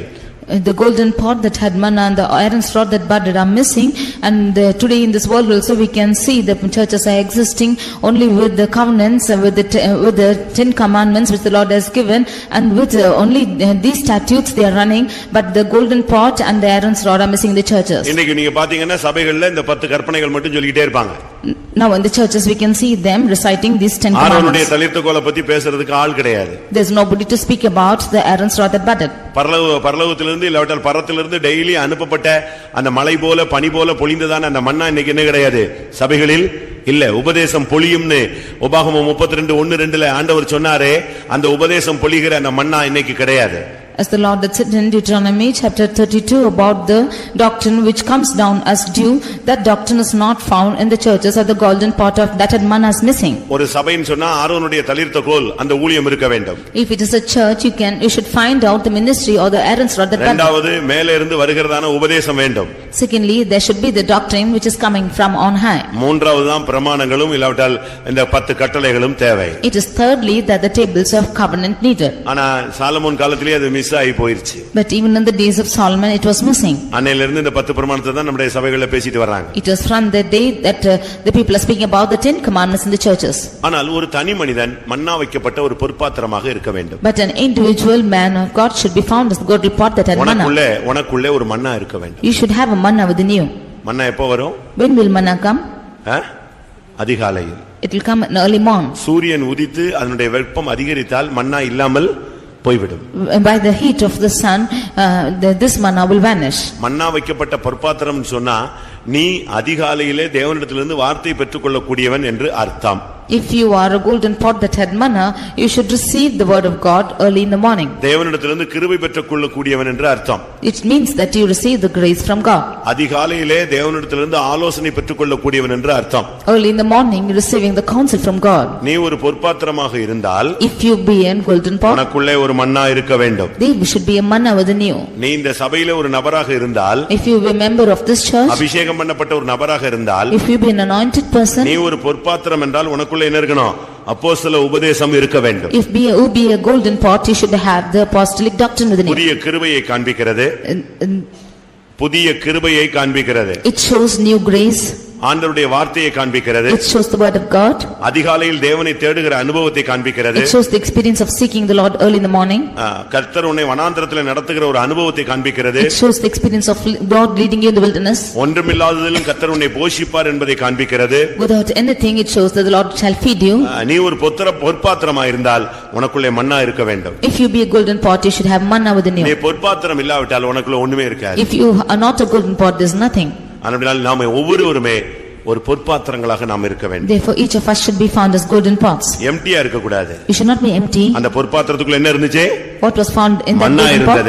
Manna was found. புதிய கிருபை இருந்தது, There was new grace, புதிய வல்லமை இருந்தது, there was new power, ஒரு புதிய பலன் இருந்தது, there was new strength. தேவனை தரிசிக்கக்கூடிய ஒரு பாக்கியம் இருந்தது, They had the privilege of seeing the Lord. அதிகாலையிலே தேவன் எழுப்புகிற அனுபவம் இருந்தது. It had experience of waking early morning. கர்த்தருடைய பரிசுத்த நாமத்துக்கு மகிமை உண்டாவதாக. Glory be to the holy name of the Lord. அடுத்ததாக Nextly, 2 தீமோத்தேயு 2 Timothy 2 அதிகாரம் chapter 2 20-21 வசனங்கள். verses 20 and 21. ஒரு பெரிய வீட்டிலே பொன்னும் வெள்ளியுமான பாத்திரங்களும் அல்லாமல் மரமும் மண்ணுமான பாத்திரங்களும் உண்டு. அவைகளில் சில கனத்திற்கும் சில கனவீனத்திற்குமானவைகள். ஆகையால் ஒருவன் இவைகளை விட்டு தன்னை சுத்திகரித்துக் கொண்டால் அவன் பரிசுத்தமாக்கப்பட்டதும் எஜமானுக்கு உபயோகமானதும் எந்த நற்கிரியையும் செய்ய ஆயத்தமாக்கப்பட்டதுமான கனத்திற்குரிய பாத்திரமாய் இருப்பான். இங்கே கனத்துக்குரிய பாத்திரத்தை பற்றி தெளிவாக சொல்லி இருக்கிறார். Here we see about the vessels to honor. நாம் ஒரு வேலையில இருந்தா நல்ல ஒரு கனத்துக்குரிய ஒரு வேலையில இருக்கணும். If we be in a job, we should be in an honorable job. சபைக்குள்ள இருந்தாலும் நீங்கள் ஒரு கனத்துக்குரிய ஊழியர்களாக கனத்துக்குரிய விசுவாசிகளாக இருக்க வேண்டும். Even if you are in the church, you should be honorable servants of God or honorable believers. அது என்ன ஊழியத்துல கனத்துக்குரியவன் இல்லாவிட்டால் விசுவாசிகள கனத்துக்குரியவனா வந்த உடனே எல்லாரும் எழும்பி நின்னு விஷ் பண்ணி நீங்க கொஞ்சம் கூடி காணிக்கை கொடுத்ததுனாலயா அப்படியா? When you say honorable servants of God or believers, when everybody comes, they will stand up and wish. Is that honorable ones? நான் இந்த எழுத்தின் பிரகாரமான கனத்தையே நான் பேசல. I do not speak about little honor. எழுத்தின் பிரகாரமான கனம் ஒண்ணுமே கிடையாது. ஆண்டவருக்கு முன்னால நம்ம எல்லாம் மண் என்று நம்ம என்ன செய்கிறாரா? அவர் நினைவு கூறுகிறார். There is no little honor because the Lord remembers us as earth. சபையில உன்னை கனம் பண்றது பெரிய காரியமே கிடையாது. There is no use of you honoring in the church. சபையில தேவன் ஒருவரே பெரியவர். The Lord himself is great in the church. அப்படினால கனம் சொன்ன உடனே உங்களை பார்த்த உடனே விஷ் பண்றது கனம் பண்றது உங்களுக்கு மரியாதை செலுத்துறது இதெல்லாம் கனம் அல்ல. When you say honor, one is raising up to wish you or honoring you is not honor. தேவன் உன்னை கனம் பண்ணுகிற ஒரு வாழ்க்கை இருக்கிறது. There is a life where God is honoring your life. தேவன் கனம் பண்ணுகிற ஒரு பாத்திரமாக நீ மாற வேண்டும். You should be changed as a vessel where God will honor you. அந்த பாத்திரம் கனத்துக்குரிய பாத்திரமாய் மாறினது. That vessel changed as a vessel to honor. கனத்துக்குரிய பாத்திரம்னா என்ன அர்த்தம்? What is the meaning of vessel of honor? சுத்திகரிக்கப்பட்டவன் அர்த்தம். It's a sanctified one. முதலாவது ஒரு விசுவாசி ஒரு ஊழியக்காரன் எப்பொழுதுமே தன்னை சுத்திகரித்துக் கொண்டே இருக்க வேண்டும். Firstly, a believer or a servant of God should always keep sanctifying himself. சுத்திகரிக்கப்பட்ட ஒரு வாழ்க்கை நமக்கு அவசியமாக இருக்கிறது. We need a life which is sanctified. இன்னைக்கு சுத்திகரிக்கப்படாத எந்த ஒரு மனிதனோ அவன் கனவீனத்துக்குரியவனே. Today any man who is not sanctified is to be dishonored. சுத்திகரிக்கப்பட்ட நிலவரத்துல இருந்தாதான் கர்த்தர் உன்னை கனம் பண்றாருன்னு அர்த்தம். Only when you are found in the state of sanctified, then only the Lord is honoring இன்னொரு you. விதத்துல சொல்லணும்னு சொன்னா, In other words, when you say கர்த்தர் உன்னை கனமுள்ள பாத்திரமா பார்க்கணும்னா நீ டெய்லி உன்னை நெஞ்சிட்டே இருக்கணும், சுத்திகரிச்சிட்டே இருக்கணும். if the Lord should look upon you as an honorable vessel, you should every day sanctify yourself. நீ ஒரு பெரிய வீட்டிலே காணப்படுகிறாய். You are found in a great house. நீ மரமோ வெள்ளியோ பொன்னோ மண்ணோ அத பத்திலாம் பேச்சு கிடையாது. It's not a matter whether you're a gold or silver or wood or of earth. நீ இந்த சபையில நீ பணக்காரன் ஏழை பரதேசி புதியவன் படிச்சவன் படியாதவன் இந்த பேதங்கள் தான் கிடையாது. After coming into this church, there's no divisions of whether you are rich or poor, or whether you are learned or unlearned. There's no differentiations like this. அப்படிப்பட்ட விகற்பமான எண்ணங்கள் இருந்தா நம்ம சபையாக கட்டி எழுப்பப்பட முடியாது. If you have such differentiation of thoughts, then this church cannot be built up. இந்த பில்லருக்குள்ள பாத்தீங்கன்னா ஒரு கொஞ்சம் கம்பி இருக்கு. If you see in this pillar, there will be iron rods. அதுக்குள்ள சிமெண்ட் இருக்கு. And there is cement in it. அதுக்குள்ள மண் இருக்கு. And there is mud in it. இப்படி அதுக்கு மேல பெயிண்ட் அடிச்சு வச்சிருக்கோம். And above it is painting. இப்படி எல்லாம் சேர்ந்து அது ஒரு தூணா நிக்குது. With all these together, it is found as அதுபோல சபைன்னு சொன்னா பொன்னு இருக்கும் வெள்ளி இருக்கும் மரம் இருக்கும் மண் இருக்கும். அதத்தான் நான் சொல்லல. நீ எந்த நிலவரத்துல இந்த சபைக்குள்ள இருந்தாலும் கனத்துக்குரியவனா இருக்கணும். Like this in the church, there is gold and silver and wood and earth. Whatever state you are found in, you should be vessel of honor. கர்த்தரே உன்னை கனத்துக்குரியவனாய் மாத்தணும் இல்ல நீ கனத்துக்குரியவனாய் மாற்றப்படணும் நீ ஆசைப்பட்டேன்னு சொன்னா உன்னை டெய்லி நீ சுத்திகரிச்சிட்டே இருக்கணும். If the Lord himself should turn you as a vessel of honor, or if you want God to honor you, you should sanctify yourself every day. கைகால் கழுவுறது நீட்டா Dress பண்றது அது அல்ல. Not just washing your hands and feet and dressing neatly. These are little ones. உன்னுடைய ஜீவியத்துல ஒரு சுத்திகரிப்பு இருந்துகிட்டே இருக்கணும். There need to be a sanctification in your life. அதனால தான் வேதம் என்ன சொல்லுகிறது? That is why the word of God says, ஒருவன் இவைகளை விட்டு தன்னை சுத்திகரித்துக் கொண்டால், if a man should purge himself from these and be sanctified. அவன் பரிசுத்தமாக்கப்பட்டதும் எஜமானுக்கு உபயோகமாக்கப்பட்டதும் எந்த நற்கிரியைக்கும் ஆயத்தமாக்கப்பட்டதுமான கனத்துக்கு உரிய பாத்திரமாய் இருப்பான். He shall be a vessel unto honor, sanctified and meet for the master's use and prepared unto every good work. கர்த்தர் உன்னை use பண்ணி உன்னை மேன்மைப்படுத்தணும்னு நீ ஆசைப்பட்டினா சுத்திகரிக்கப்பட்ட ஒரு நிலவரத்தை டெய்லி காத்துக்கொண்டே வர வேண்டும். If you desire the Lord to use you and become honorable in His sight, then you should preserve this experience of உன்னை sanctification. சுத்திகரிக்கும் பொழுது நீ பரிசுத்தமாகிறாய். When you become sanctified, you become holy. உன்னை சுத்திகரிக்கும் பொழுது எஜமானுக்கு உபயோகமாய் மாறுகிறாய். When you become sanctified, you become used to master. உன்னை சுத்திகரிக்கும் பொழுது எந்த நற்கிரியைக்கும் கர்த்தர் உன்னை எடுத்து ஆயத்தப்படுத்துவார். When you are sanctified, the Lord can use you for every good work. ஆண்டவர் யாரை யூஸ் பண்ணலாம் அப்படினா யாரை தேடுவேன் யாரை அனுப்புவேன்னா டக்குன்னு ஒண்ணே தான் அவருக்கு தெரியும். When the Lord is seeing us to whom He can seek for and whom He shall send, then you will be in His sight. இந்த சபையில ஒரு ஆளை ஆசீர்வதிக்கணும் அப்படினா ஆண்டவருடைய மனதில நீதான் வரணும். If the Lord should bless one in the church, then you should come in the mind of God. இந்த தேசத்துல ஒருத்தனை தெரிந்து கொள்றேன்னு சொன்னா கர்த்தருக்கு உன்னை தான் கண்ணுக்கு தெரியணும். If the Lord should choose one person in this land, then you should be found in God's sight. நான் ஒரு தூது கொடுக்கணும் இந்த சபைக்கு ஒரு வார்த்தை கொடுக்கணும் அப்படினா இவன் மூலமா கொடுக்கணும்னு கர்த்தர் ஆசைப்படணும். When there should be a message given to the church, then the Lord should desire to give it through you. ஒரு வருகையின் தரிசனம் கொடுக்க போணும், நான் சபையில வெளிப்படுத்தல கொடுக்கணும், ஏவுதல் கொடுக்கணும் அப்படினா கர்த்தர் உடனே மனசுல யார் ஆண்டவருடைய மனசுல யாரா வரணும்? நீதான் வரணும். கனத்துக்கு நீ சுத்திகரிக்கப்பட்டவனா இருந்தா பட்டுன்னு கர்த்தர் உன்னை தான் எடுத்து யூஸ் பண்ணுவார். If the Lord should give a vision concerning His coming to the church, then you should come in the remembrance of the Lord, and if you are sanctified, the Lord will make you a vessel. நீ சுத்திகரிக்கப்படாத ஒரு விசுவாசியாக ஒரு ஊழியனாக ஒரு தேவனுடைய பிள்ளையாக சபைக்குள்ள இருந்தா கர்த்தர் உன்னை யூஸ் பண்ண முடியாது. சபைக்குள்ள இருக்கலாம், கவுண்டிங்ல இருக்கலாமே தவிர யூஸ்லெஸ்ஸா ஒரு கனவீனமான பாத்திரமா நீ சபைக்குள்ள உட்கார்ந்திருப்ப. If you be a believer or a servant of God or a child of God who is in this church not being sanctified, you can be a member of the church, but the Lord cannot use you. இப்ப இந்த சபையில பேசணும்னு கர்த்தர் ஆசைப்படுறார். Now the Lord wants to speak to this church. ஒரு கூட்டத்தின் வாயிலாக கர்த்தர் இந்த கூட்டத்தை ஒரு காத்திர கூட்டம்னு வெச்சுக்கோங்களேன், அதுல கர்த்தர் பேசணும்னு ஆசைப்படுறாருன்னா டக்குன்னு அவர் எங்க தான் வர முடியும் சொல்லுங்க? Through the meeting or a tarrying meeting, if the Lord wants to speak through you, then where this should come? கூட்டத்துல இருக்கிற சுத்திகரிக்கப்பட்ட ஊழியனுக்குள்ள தான் அவர் என்ன செய்ய முடியும்? அந்த பவரை உள்ள அனுப்ப முடியும். He can send His power only to the servant of God who is sanctified in that meeting. ஒரு விசுவாசி கூட இருந்து சபைக்குள்ள பிரகாசிக்கணும்னு ஆசைப்பட்டார்னா அந்த வல்லமை வரும் பொழுது எந்த பாத்திரம் சுத்திகரிக்கப்பட்டிருக்கோ அதை என்ன செய்யும்? யூஸ் ஆகும். If the Lord wants to shine out through a believer in the church, which a vessel which is sanctified, only through that he can shine out. இப்போ ஒரு காந்தம் வருது. A magnet is coming. அது எதை தான் இழுக்கும்? What would it attract? சொல்லுங்க.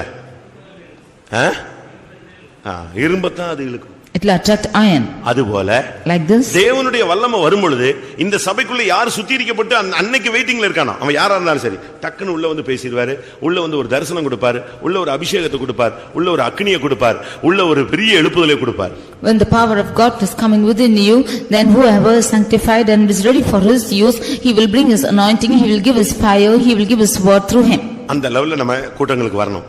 To that extent we should come to the meetings. நம்ம பிராக்டீஸ் எப்படி தெரியுமா? How is our practice? கூட்டத்துக்கு வந்து 2 மணி நேரம் கழிச்சு தான் நம்ம வண்டியே சுத்திகரிக்கப்பட்ட நிலவரத்துக்கு வருது. Our vehicle is being sanctified after coming to this meeting, even after 2 hours. நீங்க வரும்போதே உங்களை ஆயத்தப்படுத்திட்டு வந்து உள்ள உட்காரணும். And your coming itself, you should be ready and come to His presence. அப்ப ஸ்டார்டிங்லயே கர்த்தர் உங்க மூலமா என்ன செய்ய ஆரம்பிச்சிருவாரு? பேச ஆரம்பிச்சிருவாரு. Then in the beginning itself the Lord will begin to speak through you. அதனால இது கனத்துக்குரிய ஒரு பாத்திரமாய் நாம் இந்த சபையிலே இருக்க வேண்டும். Therefore we should be a vessel who is honorable in the church. ஒன்று தெரிந்து கொண்ட பாத்திரம். Firstly, chosen vessel. பரிசுத்தமான பாத்திரம். Secondly, holy vessel. மன்னா வைக்கப்பட்ட பொற்பாத்திரம். Thirdly, golden pot which had manna. அடுத்து கனத்துக்குரிய பாத்திரம். And fourthly, honorable vessel. 23ஆம் சங்கீதம் 5ஆம் வசனம். Psalm 23 verse 5. 23:5 எல்லாருக்கும் தெரிந்த ஒரு வேத வசனம். It's a verse which all know. என் சத்துருக்களுக்கு முன்பாக நீர் எனக்கு ஒரு பந்தியை ஆயத்தப்படுத்தி என் தலையை எண்ணெயால் அபிஷேகம் பண்ணுகிறீர், என் பாத்திரம் நிரம்பி வழிகிறது. இது நிரம்பி வழிகிற ஒரு பாத்திரத்தை நாம் அங்கே பார்க்கிறோம். We can see a vessel which is running over. நம்முடைய பாத்திரம் வந்து எப்பவுமே ஃபில் பண்ணியே இருக்கணும். Our vessel should always be filled. இன்னும் சொல்ல போனா நிரம்பி என்ன செய்யணும்? வழியணும். And more to say, should run over. நமக்குள்ள ஒரு அபிஷேகம்னாலும் சரி, ஒரு விசுவாசம்னாலும் சரி, ஒரு தெய்வீகம்னாலும் சரி, இரக்கம் என்று சொன்னாலும், எந்த கேரக்டர்ல நீங்க வந்தாலும் ஒரு தெய்வீகத்தினுடைய ஒவ்வொரு ஸ்டெப்லயும் வரும்போது நமக்குள்ள அது என்ன செய்யணும்? நிரம்பி வழியணும். The faith within us, the divinity within us, the mercies within us should all be running over. கிருபை அப்படினா ஏதோ கொஞ்சோண்டு கிருபை வச்சிட்டு இருக்க கூடாது. When it is saying grace, not to have a bit of grace. ஒரு பெண்ணிடத்துல ஒரு தீர்க்கதரிசி கேக்குறான், உன்னோட வீட்ல என்ன இருக்கு அத சொல்லு அப்படிங்கறான். And to a woman, a prophet is asking us to what is there in her house. அவ என்ன சொன்னா? கொஞ்சோண்டு மாவு இருக்கு, கலயத்துல என்ன இருக்கு? கொஞ்சோண்டு எண்ணெய் இருக்கு. She said a little flour and a little oil in the pot. எப்படி இருக்கும்? How it will be? வீட்ல என்னதான் இருக்கு? கொஞ்சம் மாவு, கொஞ்சம் எண்ணெய். A little flour and little oil in her house. இப்படிதான் இன்னைக்கு அநேகர் நிலவரம். This is how many of their status. ஆனா இங்கே தாவீது சொல்லுகிறான், என் பாத்திரம் எப்படி இருக்கு? ஃபுல்லா நிரம்பி இருக்கு. But here David says that his cup runneth over. அபிஷேகம் சொன்னா நீ அப்படியே செத்து போன மாதிரி உட்கார்ந்திருக்க கூடாது. When it is anointing, you should not be found in a dead state. அபிஷேகம் வரும் பொழுது முடவன் மானை போல குதிப்பான்.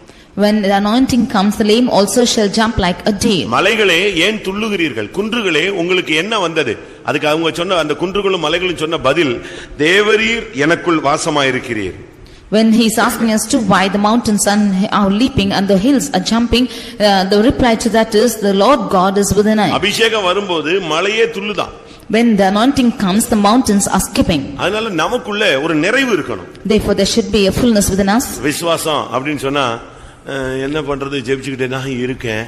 When is saying about faith, what to do? We are keeping on praying. அப்படினு சொன்னா விசுவாசம் எங்க தான் இருக்கு? தர தட்டிக்கிட்டு இருக்கு. If it is so that the faith is on the landscape, நீங்க என்ன சொல்லணும்? what should you say? நான் விசுவாசிக்கிறவர் இன்னார் என்று அறிவேன். I know whom I have believed. அதுதான் நம்முடைய விசுவாசம். That is our faith. நமக்குள்ள அந்த இல்லாமை இயலாமை வரக்கூடாது. இல்லாமை வந்துச்சுன்னா உள்ளவனுக்கு கொடுக்கப்படும், இல்லாதவனுக்கு உள்ளதும் எடுத்துக்கொள்ளப்படும். When you should say no, you do not have, then the person who is having nothing and everything will be taken away from him, and to him he has, the Lord adds full. அபிஷேகத்துல நீ நிரம்பி வழியணும், விசுவாசத்துல நிரம்பி வழியணும், பரிசுத்தத்துல நிரம்பி வழியணும், கிறிஸ்துவின் அன்புல நிரம்பி வழியணும். பவுல் சொல்றார்ல, கிறிஸ்துவின் அன்பு எனக்குள் நெருக்கி ஏவுகிறது. You should overflow in anointing, you should overflow in the faith, in the love of Christ and the holiness, and as the Saint Paul is saying, the love of Christ is constraining me. அபிஷேகம் வந்துட்ட பிறகு வெட்கப்படக்கூடாது, style பண்ணக்கூடாது. When the anointing comes, you should not be ashamed and be confounded. நீ உன்னுடையவன் அல்ல, for ye are not your own, நீ கிரயத்துக் கொள்ளப்பட்டவன். ye are brought with a price. பரிசுத்தாவினுடைய ஆலயம், நீங்கள் உங்களுடையவர்கள் அல்ல என்று அறியீர்களா? Ye are the temple of God, and know ye not that ye are not yourselves. இல்லனா ரூமை பூட்டிக்கிட்டு நல்ல ஆவியில நிரம்புங்க. Close your door and you get filled in the spirit. உங்களுக்கு இங்க நிரம்பறதுக்கு வெட்கப்பட்டா அந்தரங்கத்துல போய் என்ன செய்ய? உன் அறை விட்டு பூட்டு அந்தரங்கத்துல கூப்பிடு, அபிஷேகத்துல நிரம்பி ஆடி பாடு. If you are ashamed to get filled here, then go to your houses, lock your doors, and you get filled in the spirit and sing and dance. நீ சொல்லணும், என் பாத்திரம் எப்படி இருக்கு? காலையில கேக்குறாரு, உன் பாத்திரம் எப்படி இருக்கிறது? உடனே அப்படி சொல்ல கூடாது. என்ன சொல்லணும்? நைட் கேக்குறாரு, எப்ப கேட்டாலும் உன் பாத்திரம் எப்படி செய்யணும்? நிரம்பி வழியணும். At morning or night, whenever he asks as to how much is your vessel, then you should not just look over and say this little, but your cup should run over. இதுதான் தெய்வீகமான பாத்திரங்களுடைய தன்மைகள். This is the attitude of a divine vessel. தெரிந்து கொண்ட பாத்திரம், A chosen vessel, பரிசுத்தமான பாத்திரங்கள், a holy vessel, பொற்பாத்திரங்கள், golden pot, கனத்துக்குரிய பாத்திரங்கள், honorable vessel, நிரம்பி வழிகிற பாத்திரங்கள், and cup that runneth over. இந்த நிலவரம் நம்ம சபையில இருந்துச்சுன்னா நாசரேத்து எங்கேயோ போய்டும். If this state is found in our church, Nazareth goes somewhere. New நாசரேத்னு வச்சிரலாம். New Nazareth. We can call it as New Nazareth. அப்படி ஒரு தன்மை நமக்குள்ள வந்துரும். That attitude will come into us. ஆனா நம்மில் அநேகருடைய நிலவரம் எப்படி? But how is the state of many of us? Jeremiah 14, Jeremiah chapter 16, 14, chapter 14, 3 வசனம். verse 3. அவர்களில் பிரபலமானவர்கள் தங்கள் சிறுவர்களை தண்ணீருக்கு அனுப்புகிறார்கள். இவர்கள் பள்ளங்களுக்கு போய் தண்ணீரை காணாமல் வெறும் பாத்திரங்களோட திரும்பி வருகிறார்கள். வெட்கி நாணி தங்களை தலையை மூடிக்கொள்கிறார்கள். அவர்கள் தண்ணீரை காணாமல் என்ன பாத்திரத்தோட வர்றாங்க? நிரம்பி வெளியேற பாத்திரங்கள் அல்ல. என்ன பாத்திரம்? வெறும் பாத்திரம். They found no water, and not with overflowing vessels, but with empty vessels. பிரசங்கத்தை கேட்டுட்டும் நீ ஏன் வெறும் பாத்திரமா திரும்பி போற? After hearing so many messages, why are you returning back to this empty vessel? எத்தனை வாக்குத்தத்தங்களை படிச்சிட்டும் ஏன் நீ வெறும் பாத்திரமாய் திரும்பி போகிறாய்? After reading so many promises, why are you going back empty? எத்தனை உபதேசங்களை கேட்டும் ஏன் இன்னும் நீ வெறும் பாத்திரமா இருக்கிறாய்? After hearing so much of doctrines, why are you still as empty vessel? எத்தனை மணி நேரம் ஜெபிச்சிட்டும் கடைசில நீ ஏன் வெறும் பாத்திரமா திரும்பி போகிறாய்? After praying for hours together, why are you returning back as empty vessel? இவர்கள் பள்ளங்களுக்கு போய் தண்ணீரை காணாமல் வெறும் பாத்திரங்களோடு திரும்பி வருகிறார்கள். வெக்கி நாணி தங்கள் தலையை மூடிக்கொள்கிறார்கள். They came to the pits and found no water. They returned with their vessels empty. They were ashamed and confounded, covered their heads. நீங்க எல்லாம் வெறும் பாத்திரங்களாக போயிடக்கூடாது. You should not be as empty vessels. இத்தனை வருஷம் ஓடிட்டு கடைசில உன் பாத்திரத்தின் நிலவரம் என்ன? Empty. After running for so many years, the state of your vessel is empty. அப்படி எத்தனை பாத்திரங்கள் இருக்கு? How many vessels are found like this? கர்த்தர் பேசினாரா? இல்ல. Did the Lord speak to you? No. ஏதாவது ஆலோசனை கிடைச்சதா? இல்ல. Did you receive any counsel? No. ஏதாவது தரிசனம் கிடைச்சதா? Did you find any vision? இல்ல. No. சொப்பனம் கிடைச்சதா? Had you any dream? இல்ல. No. அபிஷேகம் கிடைச்சதா? Did you receive the anointing? இல்ல. No. இல்ல இல்ல இல்ல இது ஒரு ரைம்ஸ் மாதிரி பாடிட்டே இருந்தா என்ன பிரயோஜனம்? If you- அப்ப உன்னுடைய பாத்திரம் என்னைக்கு நிரம்ப போகிறது? இன்னும் நீ வெறும் பாத்திரமாகவே நீ திரும்பி போகிறாயா?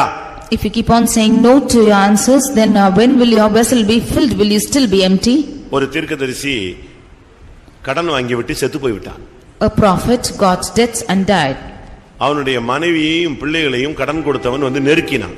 And the debtors came and constrained both his wife and children. ஒரு கட்டத்துல அந்த ரெண்டு பிள்ளைகளையும் அடிமைகளா எனக்கு தான் கேட்டான். And at one instant he came and asked his sons to give as a slave. அவ கொஞ்சம் டைம் கேட்டுட்டு தீர்க்கதரிசிட்ட ஓடினாள்.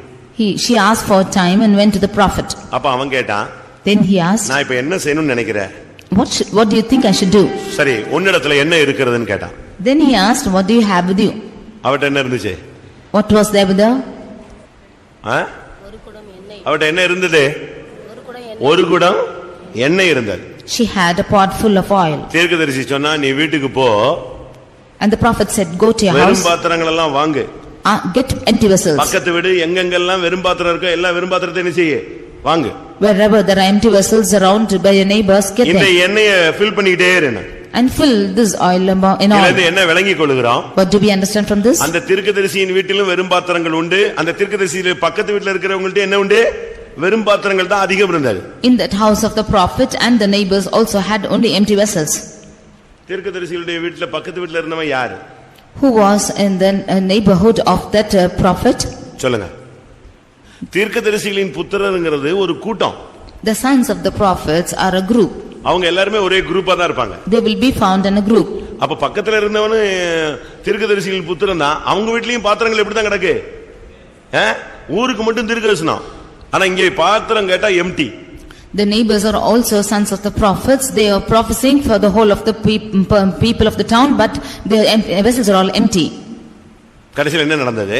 Finally what happened? இரக்கமுள்ள தேவன் என்ன பண்ணாரு? இந்த எம்டிஸ்லாம் ஃபில் பண்ண ஆரம்பிச்சாரு. The merciful God wanted to fill these empty vessels. இவங்க வீட்ல இல்ல, எல்லா பாத்திரத்தையும் வாங்கிட்டு வந்து வீட்ல வை, ஊத்துனா நினைஞ்சிட்டே இருக்கும், நிரம்பிக் கொண்டே இருக்கும். You bring all the empty vessels and keep in your house, and when you pour out, it will get filled. கர்த்தர் உன்னை நிரப்புகிற ஒரு வாழ்க்கை இருக்கிறது. There's a life where the Lord fills you.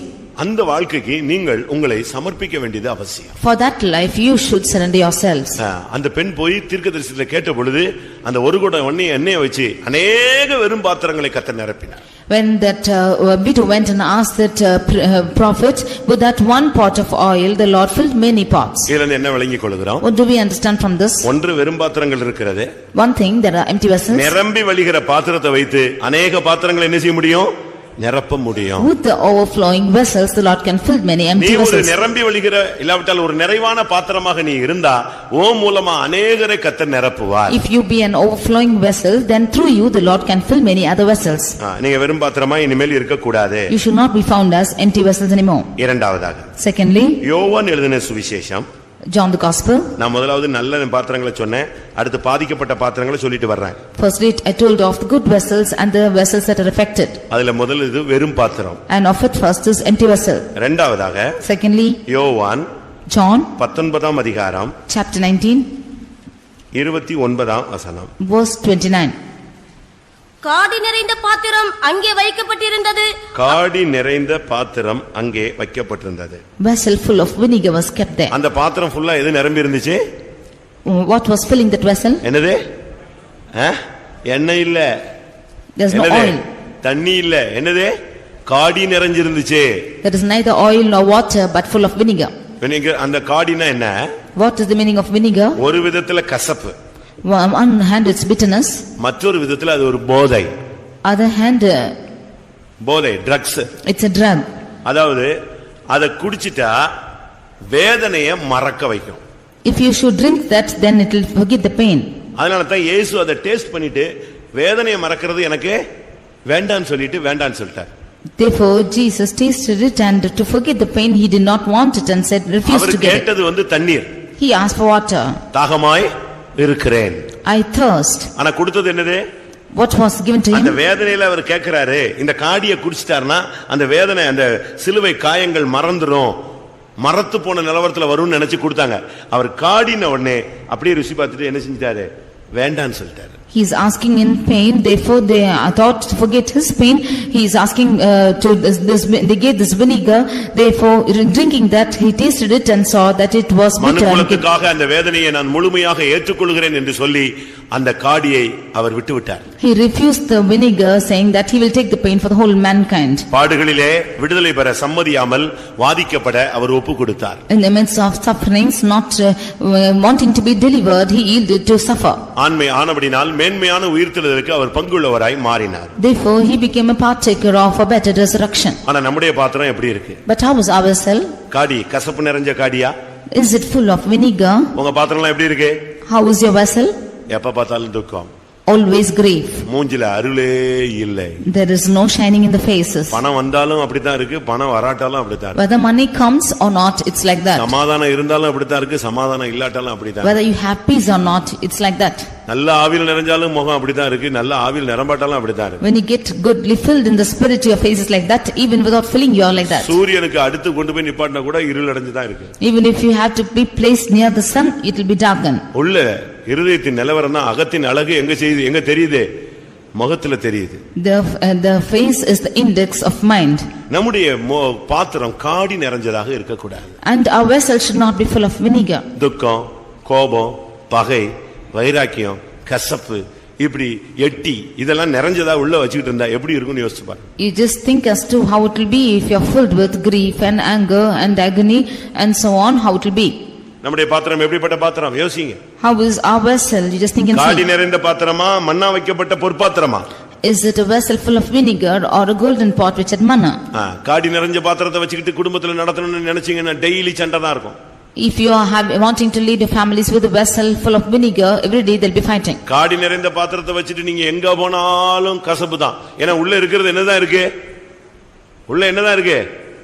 ஒரு நாள் ஆனாலும் 7 நாள் ஆனாலும் 15 வருஷம் ஆனாலும் சரி, கல்யாணம் கட்டி 40 வருஷம் ஆனாலும் உள்ள இருக்கிறது காடினா வெளியே வர்றது கசப்பு தான்.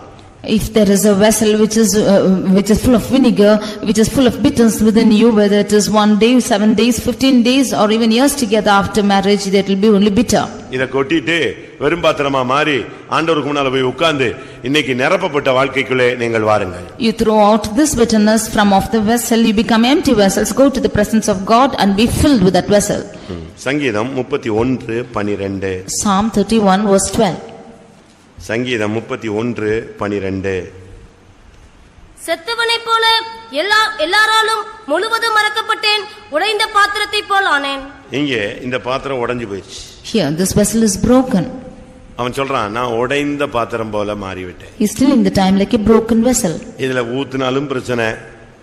Even if you pour in this vessel, it's problem. எது ஊத்துனாலும் என்னதான்? பாத்திரம் நெஞ்சிருச்சே, அவுட், அது உடைஞ்சு போச்சு. இனி அதுக்குள்ள என்னத்த ஊத்துனாலும், என்ன அபிஷேகத்துல டம்மு டம்மு டம்மு டம்முன்னு குதிச்சாலும் 1/2 மணி நேரம் கழிச்சு பார்த்தா வண்டி என்ஜின் ஆஃப்ல ஒண்ணுமே இருக்காது. ஏன்னா அங்க பாத்திரம் என்னது? உடைஞ்சது. என் ஜனங்கள் 2 விதமான தீமைகளை தெரிந்து கொண்டார்கள். ஒன்று, வெடிப்புள்ள தொட்டியை தெரிந்து கொண்டார்கள். 2வது, என்னை மறந்து விட்டார்கள். We see that the vessel is broken, and how much ever they get filled in the spirit, how much it is poured over, and it will be nothing after half an hour, because the people have chosen 2 evil things. The one is they have the broken vessel, and secondly they have forgotten me.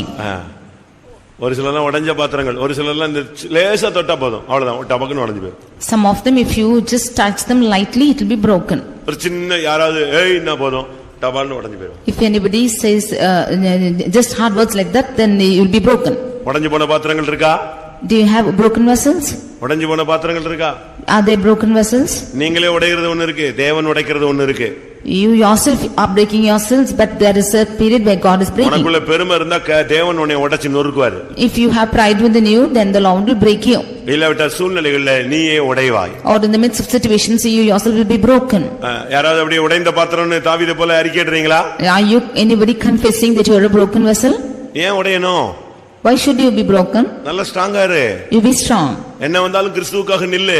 Stand for Christ, anything comes. சின்னதுல டொக்குன்னு உடைஞ்சிர கூடாது. For small things you should not be broken. சில கப்ப கொஞ்சம் தூக்கி வச்சிட்டா போதும், டப்புன்னு வச்சா போதும், ரெண்டா உடைஞ்சிரும். Some cups, if it is just raised up and kept, it will be broken. அதே மாதிரி தான் சில மனைவிமார், சில புருஷன்மார். That's how some husbands and wives. அதே மாதிரி தான் சில பிள்ளைகள், வாலிப பையங்க பிள்ளைங்க. That's how youths, boys and girls. அதே மாதிரி தான் சில ஊழியக்காரங்க, சில விசுவாசிகள். That's how some servants of God and believers. அவங்கள ரொம்ப ஹார்டா ட்ரை பண்ணிலாம் உடைக்க வேண்டாம். There's no need to break them in a hard manner. சும்மா லேசா பார்த்தாலே உடைஞ்சு போயிடும். Just if you look at them, they will be broken. நீங்க எப்படி இருக்கீங்க? How are you found? எரேமியா 48:38ல பார்க்கும் பொழுது, Jeremiah 48:38. அங்க ஆண்டவர் மோவாபை நொறுக்கிட்டார். We see that the Lord is breaking Moab. மோவாபின் சகல வீடுகளின் மேலும் அதன் தெருக்களிலேயும் ஏக புலம்பல் உண்டாகும். ஒருவரும் விரும்பப்படாத பாத்திரம் போல மோவாபை உடைத்து போட்டேன் என்று கர்த்தர் சொல்கிறார். கர்த்தரை அங்க உடைச்சார். The Lord did break him. காரணம் என்ன? What's the reason? காரணம் என்ன? What is the reason for it? 29ஆம் வசனத்துல, Verse 29. அவன் மெத்த பெருமைக்காரன். He was proud. 30ஆம் வசனத்துல, அவன் வீம்பு செல்லாது. In verse 30, his lies will not be affected. அவன் ரொம்ப பெருமையா இருந்தா கர்த்தர் உடைச்சிருவார். If we be too haughty, then the Lord will break us. வீம்பு பண்ணனும்னா உடைச்சிருவார். If we be doing anything wrong, then the Lord will break us. மோவாபுங்கிறது தவறான ஒரு பாவ வாழ்க்கை. Moab is a wrong life. லோத்துக்கும் லோத்தின் மனைவி மகளுக்கும் பிறந்த பிள்ளைகள் தான் மோவாபியர். The Moabites are the ones born to Lot and his daughter. தாறுமாறா நம்ம போகும்போது கர்த்தர் உடைச்சிருவார். When we go traverse, the Lord will break us. பெருமை பாராட்டினா உடைச்சிருவார். If we boast about proud things, the Lord break us. ஆண்டவர்ட்ட போய் வீம்பு பண்ணா செல்லாது. If we go do wrong to the Lord, then it will not be coming to effect. ஆனா சங்கீதக்காரன் சொல்றான், நான் சூழ்நிலையில உடைஞ்சு போன ஒரு ஆளு. But the psalmist says that through situations I am broken. சூழ்நிலையில உடைஞ்சிருந்தாலும் சரி, இல்லாவிட்டா கர்த்தர் உடைக்கிற அளவுல நீ தரங்கட்டு போயிருந்தாலும் சரி, இன்னைக்கு நீ சரிப்பட வேண்டியது அவசியம். Whether you are broken in the midst of situations or broken by the Lord, you have to rectify yourself today. ஒன்றை நீங்கள் புரிந்து கொள்ள வேண்டும். One thing you should understand. ஆண்டவருடைய கரத்துல நீ மறுபடி விழ வேண்டிய ஒரு நேரம் இதுதான். This is the time when you should fall into the hands of God back again. உடைஞ்சு போன பாத்திரமா சபைக்குள்ள இருந்தீனா ஒரு லிமிட் வரைக்கும் வச்சிருப்பாங்க. அதுக்கு பிறகு என்ன செய்யும்? வீட்ல எல்லாம் உடைஞ்சு போன பாத்திரத்தெல்லாம் ரொம்ப பத்திரமா வச்சிருப்பாங்க. என்னைக்காவது எவனாவது வருவான், டக்குன்னு இது எங்க போயிடும்? பழைய பித்தளைக்கும் போயிடும், பழைய அலுமினியத்துக்கும் போயிடும், பழைய இரும்புக்கும் போய்விடும். If you see about the broken vessels which are in a house, that will be kept for some time, and after that it will go into the old stocks. That's how they will do it. இல்லனா யூஸ்லெஸ்ஸா இந்த சபைக்குள்ளேயே கிடப்ப. Or you will be useless in the church. உடைஞ்சு போன பாத்திரங்கள் சபைக்குள்ளே இருந்து என்ன பயன்? What is the use of broken vessels in the church? அதனால இன்றைக்கு நீ செய்ய வேண்டியது என்ன? Therefore, what is the thing that you have to do today? எரேமியா 18:4 படி, according to Jeremiah 18:4, ஆண்டவருடைய கரத்துல மறுபடி உன்னை ஒப்புக்கொடு. You yield yourselves into the hands of God back உன்னை again. மறுபடி அவர் உருவாக்கட்டும். Let him form you again. குயவன் வளைந்து கொண்டிருந்த மண்பாண்டம் அவன் கையிலே கெட்டு போயிற்று. அப்பொழுது அதை திருத்தமாய் செய்யும்படிக்கு தன் பார்வைக்கு சரியாய் கண்டபடி குயவன் அதை திரும்ப வேறே பாண்டமாக வனைத்தான். அங்க வேதம் என்ன சொல்லுகிறது? What does the word of God say there? அது அவன் கையிலே கெட்டு போயிற்று. It was spoiled in his hands. ஆனா என்ன செஞ்சான்? But what did he do? அவன் திருத்தமாய் மறுபடியும் செய்தான். He made it again another vessel. பார்வைக்கு சரியாய் செய்தான். And seemed good in his sight. அதனால உடைஞ்சு போன உன் வாழ்க்கையை கர்த்தருடைய கையில நீ கொடுத்தீனா அவர் திரும்ப ரீமேக் பண்ணுவாரு. Therefore the life which is broken, if you give it to the hands of the Lord, he will again remake you. ஆண்டவருடைய சித்தத்துக்கு உன்னை ஒருபடி உடைச்ச அவர் கையில ஒப்பு கொடுத்தீனா உருவாக்கவும் அவரால் முடியும். If you break yourself and give into the hands of God to do his will, he can break you and form you again. கர்த்தருடைய பரிசுத்த நாமத்துக்கு மகிமை உண்டாவதாக. Glory be to the holy name of the Lord. கடைசியாக Finally, நான் நல்ல பாத்திரம் 4 சொல்லிருப்பேன், கெட்ட பாத்திரம் 4 சொல்லிருப்பேன். I have told of good 4 vessels and the evil 4 vessels. ஒன்று தெரிந்து கொண்ட பாத்திரம், பரிசுத்த பாத்திரம், மன்னா வைக்கப்பட்ட பொற்பாத்திரம், கனத்துக்குரிய பாத்திரம். அடுத்து 5 நிரம்பி வழிகிற பாத்திரம். And there are 5 vessels which are said. That one is தெரிந்து கொண்ட பாத்திரம், the chosen vessel, பரிசுத்தமாக்கப்பட்ட பாத்திரம், and the holy vessel, பொற்பாத்திரம், golden pot, கனத்துக்குரிய பாத்திரம், honorable vessel, நிரம்பி வழிகிற பாத்திரம். and the vessel which is overflowing. அடுத்து பாதிக்கப்பட்ட நிலவரங்கள், and nextly vessels which are affected, வெறும் பாத்திரங்கள், empty vessels, இரண்டாவது காடி நிறைந்த பாத்திரங்கள், and vessel full of vinegar, மூன்றாவது உடைந்த பாத்திரங்கள், thirdly broken vessels, நான்காவது கனவீனமான பாத்திரம். Fourthly, dishonorable vessels. 2 தீமோத்தேயு 2:20 கனவீனத்துக்குரிய பாத்திரம் சொல்லிருக்கு. 2 Timothy 2:20 we see of dishonorable vessels. அது சபைக்குள்ளே இருந்தே யூஸ்லெஸ், அதாவது பிரயோஜனமற்ற, அப்படியே எல்லாரும் ஒதுக்கி தள்ளுகிற ஒரு வாழ்க்கை. Those are the lives which are in the church and being set out by all. அங்க இருக்க கனத்துக்குரியவைகளும் கனவீனத்துக்குரியவைகளும் அப்படின்னு சொல்லிருக்கு. We see of them which are to honor and some to dishonor. ஆனா சபையில நீங்க சரீரமாகிய இத பாத்தீங்கன்னு சொன்னா கனவீனத்துக்குரியதுதான் கனம் பெற்றதாக வேதம் சொல்லுகிறது. When you see the church which is the body of Christ, we see that which was honorable was made dishonor. நீங்க சபைக்குள்ள கனவீனமாக இருக்க கூடாது. You should not be dishonorable in the church. கர்த்தர் உங்களை கனம் பண்ணுகிற ஒரு வாழ்க்கைக்கு நீங்கள் கடந்து வர வேண்டியது அவசியம். You should come to a life where the Lord is honoring your life. கனவீனத்துக்குரிய பாத்திரங்களாக நம்முடைய சபையில இருந்தோம்னு சொன்னா மற்றவங்க நம்ம வச்சே சபையை குற்றம் சாட்டுவாங்க. If you be the ones who are dishonorable in the church, then the others will accuse us keeping ourselves. சபையில ஒரு ஆள் கனவீனமா இருந்தான்னா அவனை வச்சு சத்திய மார்க்கம் தூஷிக்கப்படும். If there is someone dishonorable in the church, because of him this path of truth will be accused. உங்க சபைக்கு வர ஆள் இப்படி செஞ்சான், The person who is coming to your church did like உங்க this. சபையில உள்ள ஆள் இப்படி பேசினா, The one who in your church spoke like இப்ப this. கனவீனமா நீ இருந்த சபைக்குள்ள இருந்தீனா உன் நிமித்தம் ஆண்டவருடைய நாமமும் தூஷிக்கப்படும், சத்திய மார்க்கமும் தூஷிக்கப்படும். If you are found dishonorable in the church, then because of you the name of God will be accused, and also the truth path also will be accused. இது நாலாவது பாத்திரம். This is the fourth vessel. ஐந்தாவது Fifthly, விரும்பப்படாத பாத்திரம். the vessel which is not liked. நாம் விரும்பப்படாத பாத்திரமாக போய்விடக் கூடாது. We should not be the vessel which is not pleased. கர்த்தர் நம்ம நேசித்து தான் இந்த சபைக்குள்ள கொண்டு வந்தார். The Lord loving us brought us into this church. ஏசாவை வெறுத்தேன், யாக்கோபை நேசித்தேன். I hated Esau but loved Jacob. நம்ம எல்லாம் நேசித்து தான் கர்த்தர் கொண்டு வந்திருக்கிறார். The Lord has loved us and brought us ஆனா here. கர்த்தர் நம்மள வெறுக்கிற லெவல்ல நம்ம வந்தற கூடாது. But we should not come to a state where the Lord hates us. சவுலை நீங்கள் வேதத்திலே பார்த்தால், when you consider Saul in the word of God, பழைய ஏற்பாட்டு சவுலை, the Old Testament Saul, அவனை தேடி அழகாக கொண்டு வந்து ராஜாவா மாத்தினார். the Lord sought for him and made him a king. ஆனா ஒரு லிமிட்டுக்கு பிறகு அவர் சொன்னாரு, அவனை நான் கொண்டு வந்ததுக்காக நான் என்ன செய்றேன், ரொம்ப வேதனைப்படுறேன்னு சொன்னார். But after a certain limit the Lord said that I am grieved for bringing him. அதுபோல like this மனிதனை நல்லா உண்டாக்குனாரு. the Lord made man beautifully. அவன் தடுமாறின பொழுது அது அவருக்கு பயங்கர வேதனையா இருந்தது. when he stumbled it was grievance to him. ஆதியாகமம் 6ஆம் அதிகாரத்துல பார்க்கும் பொழுது, Genesis chapter 6 6ஆம் வசனத்துல, verse 6, மனுஷனை உண்டாக்குனதற்காக கர்த்தர் மிகவும் மனஸ்தாபப்பட்டார், அது அவர் இருதயத்துக்கு व्यसनமாய் இருந்தது. it repented the Lord that he made man on the earth and grieved him at his heart. அதுபோல முதலாம் சாமுவேல்ல பார்க்கும் பொழுது, like this when you see in 1 Samuel 16ஆம் வசனத்துல, 16ஆம் அதிகாரத்துல chapter 16 முதலாம் வசனத்துல, verse 1, இஸ்ரவேலின் மேல் ராஜாவாயிராதபடி நான் புறக்கணித்து தள்ளின சவுலுக்காக நீ எந்த மட்டும் துக்கித்துக் கொண்டிருப்பாய்? how long do thou mourn for Saul, seeing that I have rejected him from reigning over Israel? அவனை குறித்து இன்னொரு இடத்துல பேசும் பொழுது, about him when he speaks in another place, அவனுக்கு நிமித்தம் கர்த்தர் மிகவும் விசனப்பட்டார்னு இருக்கு. it says that the Lord is grieved concerning him. சவுலை ராஜாவாக்கினதுக்காக கர்த்தர் விசனப்பட்டாராம். the Lord is grieved for making Saul as king. நாம அப்படிப்பட்ட ஒரு நிலவரத்துக்குள்ள வரவே கூடாது. we should not come to such a state. எந்த சூழ்நிலையிலும் நாம அந்த நிலவரத்துக்கு தள்ளப்படக்கூடாது. we should not be cast into any state கர்த்தர் like நம்மை this. நேசித்து கொண்டு வந்திருக்கிறார். ஆனா சபையில நம்ம பண்ற சேட்டைகள் எல்லாம் பார்த்துட்டு ஆண்டவர் நம்மள வெறுத்துற கூடாது, விரும்பப்படாத ஒரு பாத்திரமா கொண்டு வந்திர கூடாது. the Lord has loved us and brought into the church, but looking at our situations the Lord should not count as a vessel which is not pleasing to him. எரேமியா 48:38 அந்த வார்த்தையை மறுபடியும் நாம பார்க்க முடியும். Jeremiah 48:38 we can see this word. மோவாபின் சகல வீடுகளின் மேலும் அதன் தெருக்களிலேயும் ஏக புலம்பல் உண்டாகும், ஒருவரும் விரும்பப்படாத பாத்திரம் போல. ஒருவரும் விரும்பப்படாத பாத்திரம். a vessel when in no pleasure. சில ராஜாக்களை குறித்து நீங்க பைபிள்ல படிச்சீங்கன்னா, about some kings when you see in the word of God, அவங்க சாகும்போது அவங்க யாருமே அவங்கள விரும்பவில்லை. when they had died nobody liked them. ஒரு சில பெற்றோர்கள் சாகும்போது பிள்ளைகளுக்கு அந்தால் சாவட்டும் அப்படினு சொல்றாங்க. some parents when they are dying children say let them die. சில புருஷன்மார் மரிக்கும்போது, சில மனைவி மரிக்கும்போது, சில பிள்ளைகள் மரிக்கும்போது பெற்றோர்கள் புருஷன் மனைவி எல்லாம் சொல்றாங்க, சாவட்டையா விடு, எப்பமோ சாக வேண்டியது அப்படினு சொல்றாங்க. அவ்வளவு அவங்க மேல என்னது வெறுப்பு. some husbands or wives or children when they are dying they say let them die, to that extent they have a hatred towards them. இரண்டாம் நாளாகமம் 21:20ல பார்க்கும் பொழுது, second Chronicles 21:20 அங்கே ஒரு ராஜாவை பற்றி சொல்லி இருக்கிறது. 32 வயசுல அவன் விரும்புவார் இல்லாமல் செத்து போனான். there about a king it is said when he was 32 he died with a death where nobody liked. 32 வயசுல சாவுறான். ஆனா அவன் எப்படி செத்தானா?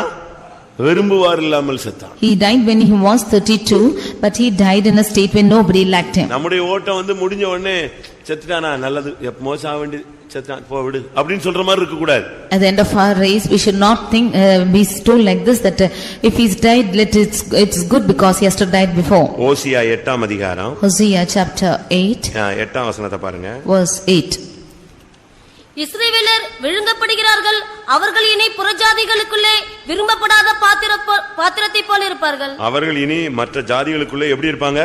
விரும்பப்படாத பாத்திரத்தை போல இருப்பார்கள். They shall be among the Gentiles as a vessel wherein there is no pleasure. கர்த்தருக்கு விரும்பப்படாத பாத்திரம், மற்ற ஜனங்களுக்கு விரும்பப்படாத பாத்திரம், ஊழியக்காரனுக்கு நீ விரும்பப்படாத பாத்திரம், யாருக்குமே விரும்பப்படாத பாத்திரம். அப்படி ஒரு வாழ்க்கை நம்ம தரங்கட்டு போடுமா? Should our life go to a state where the Lord is not having pleasure in us, and where our life is not having a pleasure in the church, in the midst of the people or the others too? Should our life go without pleasure?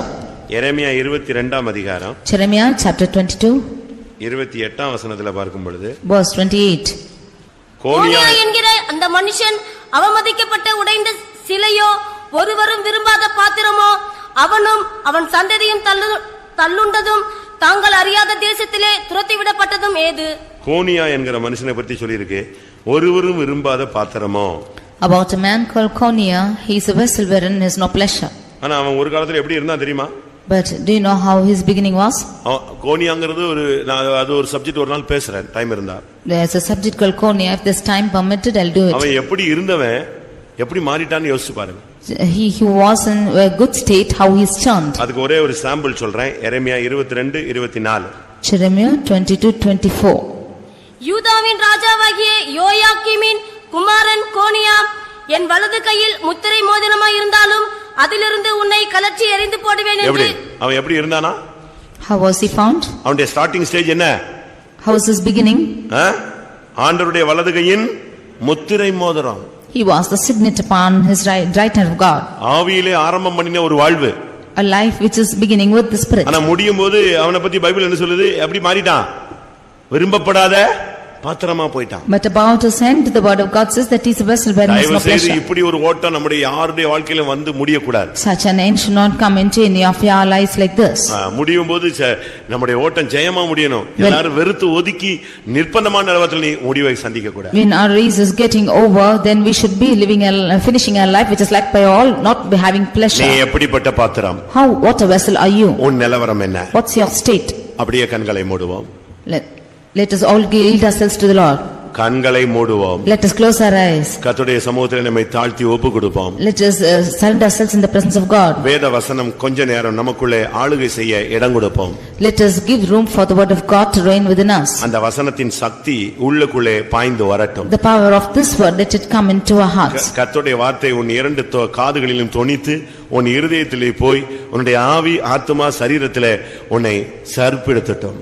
Let the word of God pierce through your reins and hearts, and let it go into your heart and fill your body, soul and spirit with it. தேவன் உன்னை தன்னுடைய பார்வையில் ஒரு தெரிந்து கொண்ட பாத்திரமாய் வைத்திருக்கிறார். The Lord has kept you as a chosen vessel in his sight. நீ பொக்கிஷத்திலே வந்து சேரக்கூடிய பரிசுத்த பாத்திரமாய் உன்னை மாற்ற விரும்புகிறார். He wants to change you as a holy vessel to come to the treasury of the Lord. எப்பொழுதும் உனக்குள்ளே ஒரு மன்னா இருந்து கொண்டே இருக்க வேண்டும். He should always be a manna within you. மனுஷன் பார்வையிலே நீ கனம் பண்ணப்படாவிட்டாலும் தேவனுடைய பார்வையிலே நீ கனத்துக்குரிய பாத்திரமாய் இருக்க வேண்டும். Although you are not honored before men, you should be an honorable vessel in the sight of God. இந்த உலகத்தின் ஐஸ்வரியங்கள் உனக்கு நிரம்பி வழியாவிட்டாலும் கிருபை உனக்குள்ளே நிரம்பி வழியட்டும். Although you have no riches overflowing in this world, the grace of Christ should overflow within you. உடைந்த பாத்திரமாய், வெறும் பாத்திரமாய், காடி நிறைந்த பாத்திரமாய், கனவீனமான பாத்திரமாய், விரும்பப்படாத பாத்திரமாய் வாழ்க்கை வாழ வேண்டாம், ஊழியம் செய்ய வேண்டாம். As a broken vessel, as an empty vessel, as a vessel which is filled with vinegar, or a vessel which is not having pleasure, you should not do the ministry. ஒரு கனவீனமான பாத்திரமாகவோ விரும்பப்படாத பாத்திரமாகவோ நீ இந்த உலகத்தில் ஊழியத்தில் வாழ்க்கையில் காணப்பட வேண்டாம். As a dishonorable vessel or a vessel which has no pleasure, you should not found in this world or in the ministry. உன்னை ஆசீர்வாதத்தின் பாத்திரமாய் மாற்ற விரும்புகிறார். The Lord wants to change you as a vessel. நிறைவான பாத்திரமாய் மாற்ற விரும்புகிறார். He wants to change you as a vessel which is full. உன் வாழ்விலே ஆரம்பத்திலே கொண்டிருந்த அந்த அனுபவத்தை காத்துக்கொள்ள தேவன் வாஞ்சிக்கிறார். The Lord wants to preserve the experience which you had in the beginning. கர்த்தாவே, உம்முடைய கையில் என்னை தெரிந்து கொண்ட பாத்திரமாய், நீர் விரும்புகிற ஒரு பாத்திரமாய் என்னை காத்துக்கொள்ள எனக்கு அருள் செய்யும். Lord, help me to be a chosen vessel in your hands and the way that is pleasing in your sight. தேவனுடைய கரத்திலே அவருடைய கரத்தில் உள்ள பாத்திரமாய் ஒப்பு கொடுப்போமா? Let us give ourselves as a vessel in his hands. ஆண்டவரே, உம்முடைய கையிலே எஜமானுடைய உபயோகத்துக்கு உரிய ஒரு பாத்திரமாய் என்னை மாற்றும், என்னை சமர்ப்பிக்கிறேன் என்று சொல்லுங்கள். கிருபையினால் கர்த்தர் நிரப்பி நம்மை நடத்தட்டும். You say, Lord, I surrender myself into your hands to make me use of the master's use, and the Lord might fill you with his grace. Hallelujah, hallelujah, hallelujah, hallelujah. ஆமென். வெறும் பாத்திரமாய் வந்தால் நிரப்பும்படியாக ஒப்பு கொடுங்கள். ஹல்லேலூயா. உடைந்த பாத்திரமாய் இருந்தால் உருவாக ஒப்பு கொடுங்கள். மறுபடியும் கர்த்தர் நம்மை நேசிக்கிற பாத்திரமாய் மாறுவோம். ஆமென். ஒரு நிமிஷம் 2 நிமிஷம் டைம் முடிந்தா முழங்கால் போட்டு இந்த பிரசங்கத்துல உங்களுக்கு எது டச்சிங்கா இருந்துச்சோ, ஆவியானவர் அந்த வசனங்களை பேசும்போது எது உங்களுக்கு உங்களுடைய ஊழியத்துக்கு, உங்களுடைய ஜீவியத்துக்கு, உங்களுடைய குடும்பத்துக்கு, உங்களுடைய பாதைகளுக்கு பிரயோஜனமா இருந்துச்சோ, எதை நீங்க வாஞ்சிக்கிறீங்களோ அதை மட்டும் தேவனுடைய சமூகத்துல ஒரு நிமிஷம் ஜெபிச்சுட்டு நம்ம கூட்டத்தை முடிக்கலாம். ஹல்லேலூயா. அவங்கவங்க உங்களுடைய தனிப்பட்ட நிலவரத்துக்கு ஏற்றவனமாய் கர்த்தரை கேளுங்க. ஹல்லேலூயா, ஹல்லேலூயா, ஹல்லேலூயா. துதாபானியாடா. ஆமென். ஓ ரிபாக்கா துதானியா. ஏகடபல கத்திடா கடப கத்திடபா. ஹிடாமானியா ஹிதனிகடபல கத்திடா. உரா மஹாலியா சஹதுபி அங்கடா திடா திடா திடா. ஹல்லேலூயா. ஹல்லேலூயா. Shida bahani arabala katura karabahani rahani arabana. Oh, ribakatura bankara bakaturania. Amen. உடைந்த உன்னை நிரப்புவார், உடைந்த உன்னை உருவாக்குவார், வெறுமையான உன்னை நிரப்புவார். விசுவாசிக்கிறாயா? ஆமென். ஹல்லேலூயா. ஆமென். ஆமென். உடைந்த உன்னை உருவாக்குவார், வெறுமையான உன்னை நிரப்புவார். சிரபலக தீரபலம் திரமனாத். ஓ ரபக திரபலக தீகரபலதி. ஸ்வீட்டி பிமானியா ரபல. ஆமென். கர்த்தருடைய வார்த்தைகளுக்காய் ஸ்தோத்திரம் பண்ணுவோம். நம்மை நாமே விளங்கிக் கொள்ள ஒரு வாய்ப்பு தந்தபடினால் ஸ்தோத்திரம் பண்ணுவோம். தேவன் எதிர்பார்க்கிற ஒரு நிறைவை பெற்றுக்கொள்ள உதவி செய்ய முடியாது. ஸ்தோத்திரம் பண்ணுவோம். இந்த கடைசியில எப்படி ஜெபித்தார்களோ அதை கர்த்தர் நிறைவாய் கட்டளையிட முடியாது. ஸ்தோத்திரம் பண்ணுவோம். தெரிந்து கொண்ட பாத்திரங்களை சேர்க்க இயேசு வரப்போறபடினால ஸ்தோத்திரம் பண்ணுவோம். பரிசுத்த பாத்திரங்களை பொக்கிஷத்திலே சேர்க்க அவர் வரப்போறபடினால ஸ்தோத்திரம் பண்ணுவோம். அந்த நாளுக்கு நம்ம எல்லாரையும் தகுதிப்படுத்த முடியாது. ஸ்தோத்திரம் பண்ணுவோம். பிதா குமாரன் பரிசுத்த ஆவியானவருக்காய் ஸ்தோத்திரம் பண்ணுவோம். எல்லா மகிமையும் அவருக்கே செலுத்தி ஸ்தோத்திரம் பண்ணுவோம்.